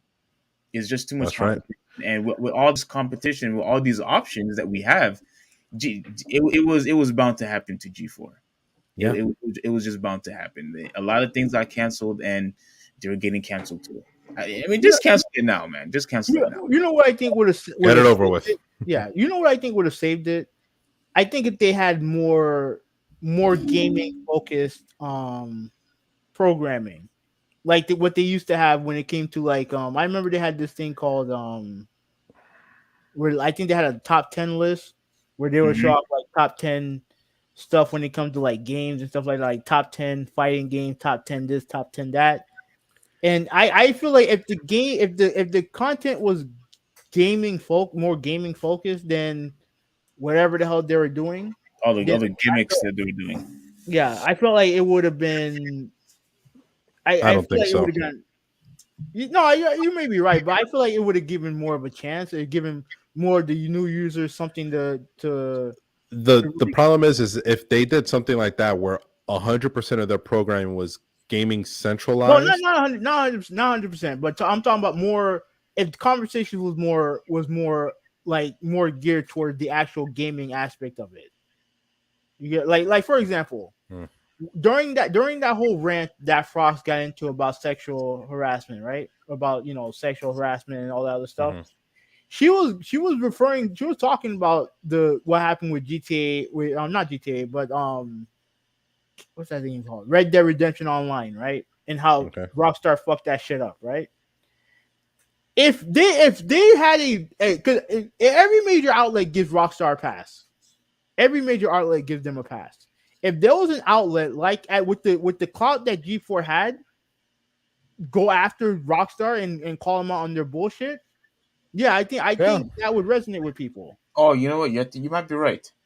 Possible. That would resonate with people, and not in a fake way. Not like we hate Rockstar. Not in a fake way. It's genuinely No, but in a legitimate way. Yeah, legitimate way, right?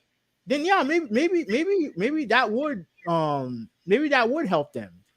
You know what I mean? But this to me, I just feel like they were just trying to bring back something that was dead a long time ago, and I just don't think that it was never gonna work the way they did it. So Yeah, that's pretty much it. That's how it is. That's pretty much it. And Yeah. and I just saw the tweet where it says, due to unforeseen circumstances, all G4 streams today has been canceled. Oh, For more, I don't. I think that was yesterday. I think they're back up today. But even still, what are we what I wonder what shows they're streaming. That's why I um, wonder. Yeah, that you can't watch somewhere else. Yeah, yeah. yeah, That's what yeah, it yeah. is. Yeah, look, I do feel bad because G4 had always had a special place in my heart, but like you nailed the nail on the head, Dark. You have options. You have people who are just better with the presentation. You have people who are funnier. You have people who are serious. With all these options that you have what do you call it that people do on Twitch, speed runs, Yeah, and you have people who do walkthroughs with commentary, and you have people who do podcasts like us. So exactly. I mean, so with all these different options, it's just too much competition for G4. It's For a too much single competition. channel, for a single place to be able to do it all, Yeah, you can't. exactly. And as much as I love Attack of the Show, and they had other shows too, like I think they had BattleBots on there. They had Ninja Warrior on there, and dude, I watch all of those things. But at the end of the day, when you have options, it's just hard for you to compete, and they couldn't compete. They It's couldn't. just they can't compete. So it's over for them. They need to just stop and try something else. They just need to try something else. Right. Yeah, well, on that note, Yeah. podcast is over. Another part. Wow. Woof, man, that this was a long one. Yes, But it was good stuff though. Good stuff though. So for sure. let me do the roll call. Like McKinley, thank you for watching. Yes, Ruben, yes, thank you for watching. Ruben. Nolan, thank you for watching. Mm-hmm. F, thank you for watching. Shane, thank you for Yeah. watching. Hey, Shane. Good debate with you, Shane. Your homegirl right here. You can't pronounce her name still. I can't pronounce her name. Okay. Rishmai. No, you don't. Don't skip F. Don't. Oh, I thought you. I thought you were skipping I F. said F. I said F. I said F. Oh, Possibly Rishmi Medor. Yeah. Rishmi or Rishmai. I don't know. Yeah. Rishmai. Uh, Rishmai. Nintendo Gamer, thank you for watching. Nintendo Gamer. And then Malta, thank you for watching as well. So thank you all for watching. This is Who We 186. I'm out. You guys can Yeah. So, Dark. Just in case, maybe you could tell everyone all your streaming, Of platforms. course, of course. So you can follow me. I am BHC Cross Dark. Name is right here. You can see on Yeah. the screen. But you can follow me YouTube and Facebook at the Black Hood Crew. And if you just hit up my name on every other social media, Twitch, Twitter, Steam, Trovo, TikTok, Instagram, you'll find me on there. I live stream. I chat from my car, and occasionally I show up here. Yeah, yeah. I actually watched you. We would talk when you were on your car Yeah, a couple of times now. Yeah, it's actually pretty fun, and I'm definitely gonna come back again. You'll see me come back and right on. support all your things. We hope to have you again. Real soon. We are planning to have the handheld. Soon. We'll Yeah, keep you posted absolutely. on that. Hoovy 186. You remember we now that Tekken 8 is officially out. We got to do that tier list. Yeah, yeah. We got to do that tier list for for Tekken 8. And once again, everyone, we will talk about what happened with the Phoenix Suns head coach on Monday. So please come back on Monday, same time, 7 o'clock. This is the Traditionalist 101 signing out. Have a good one. All right. Bye, everybody. Take it easy.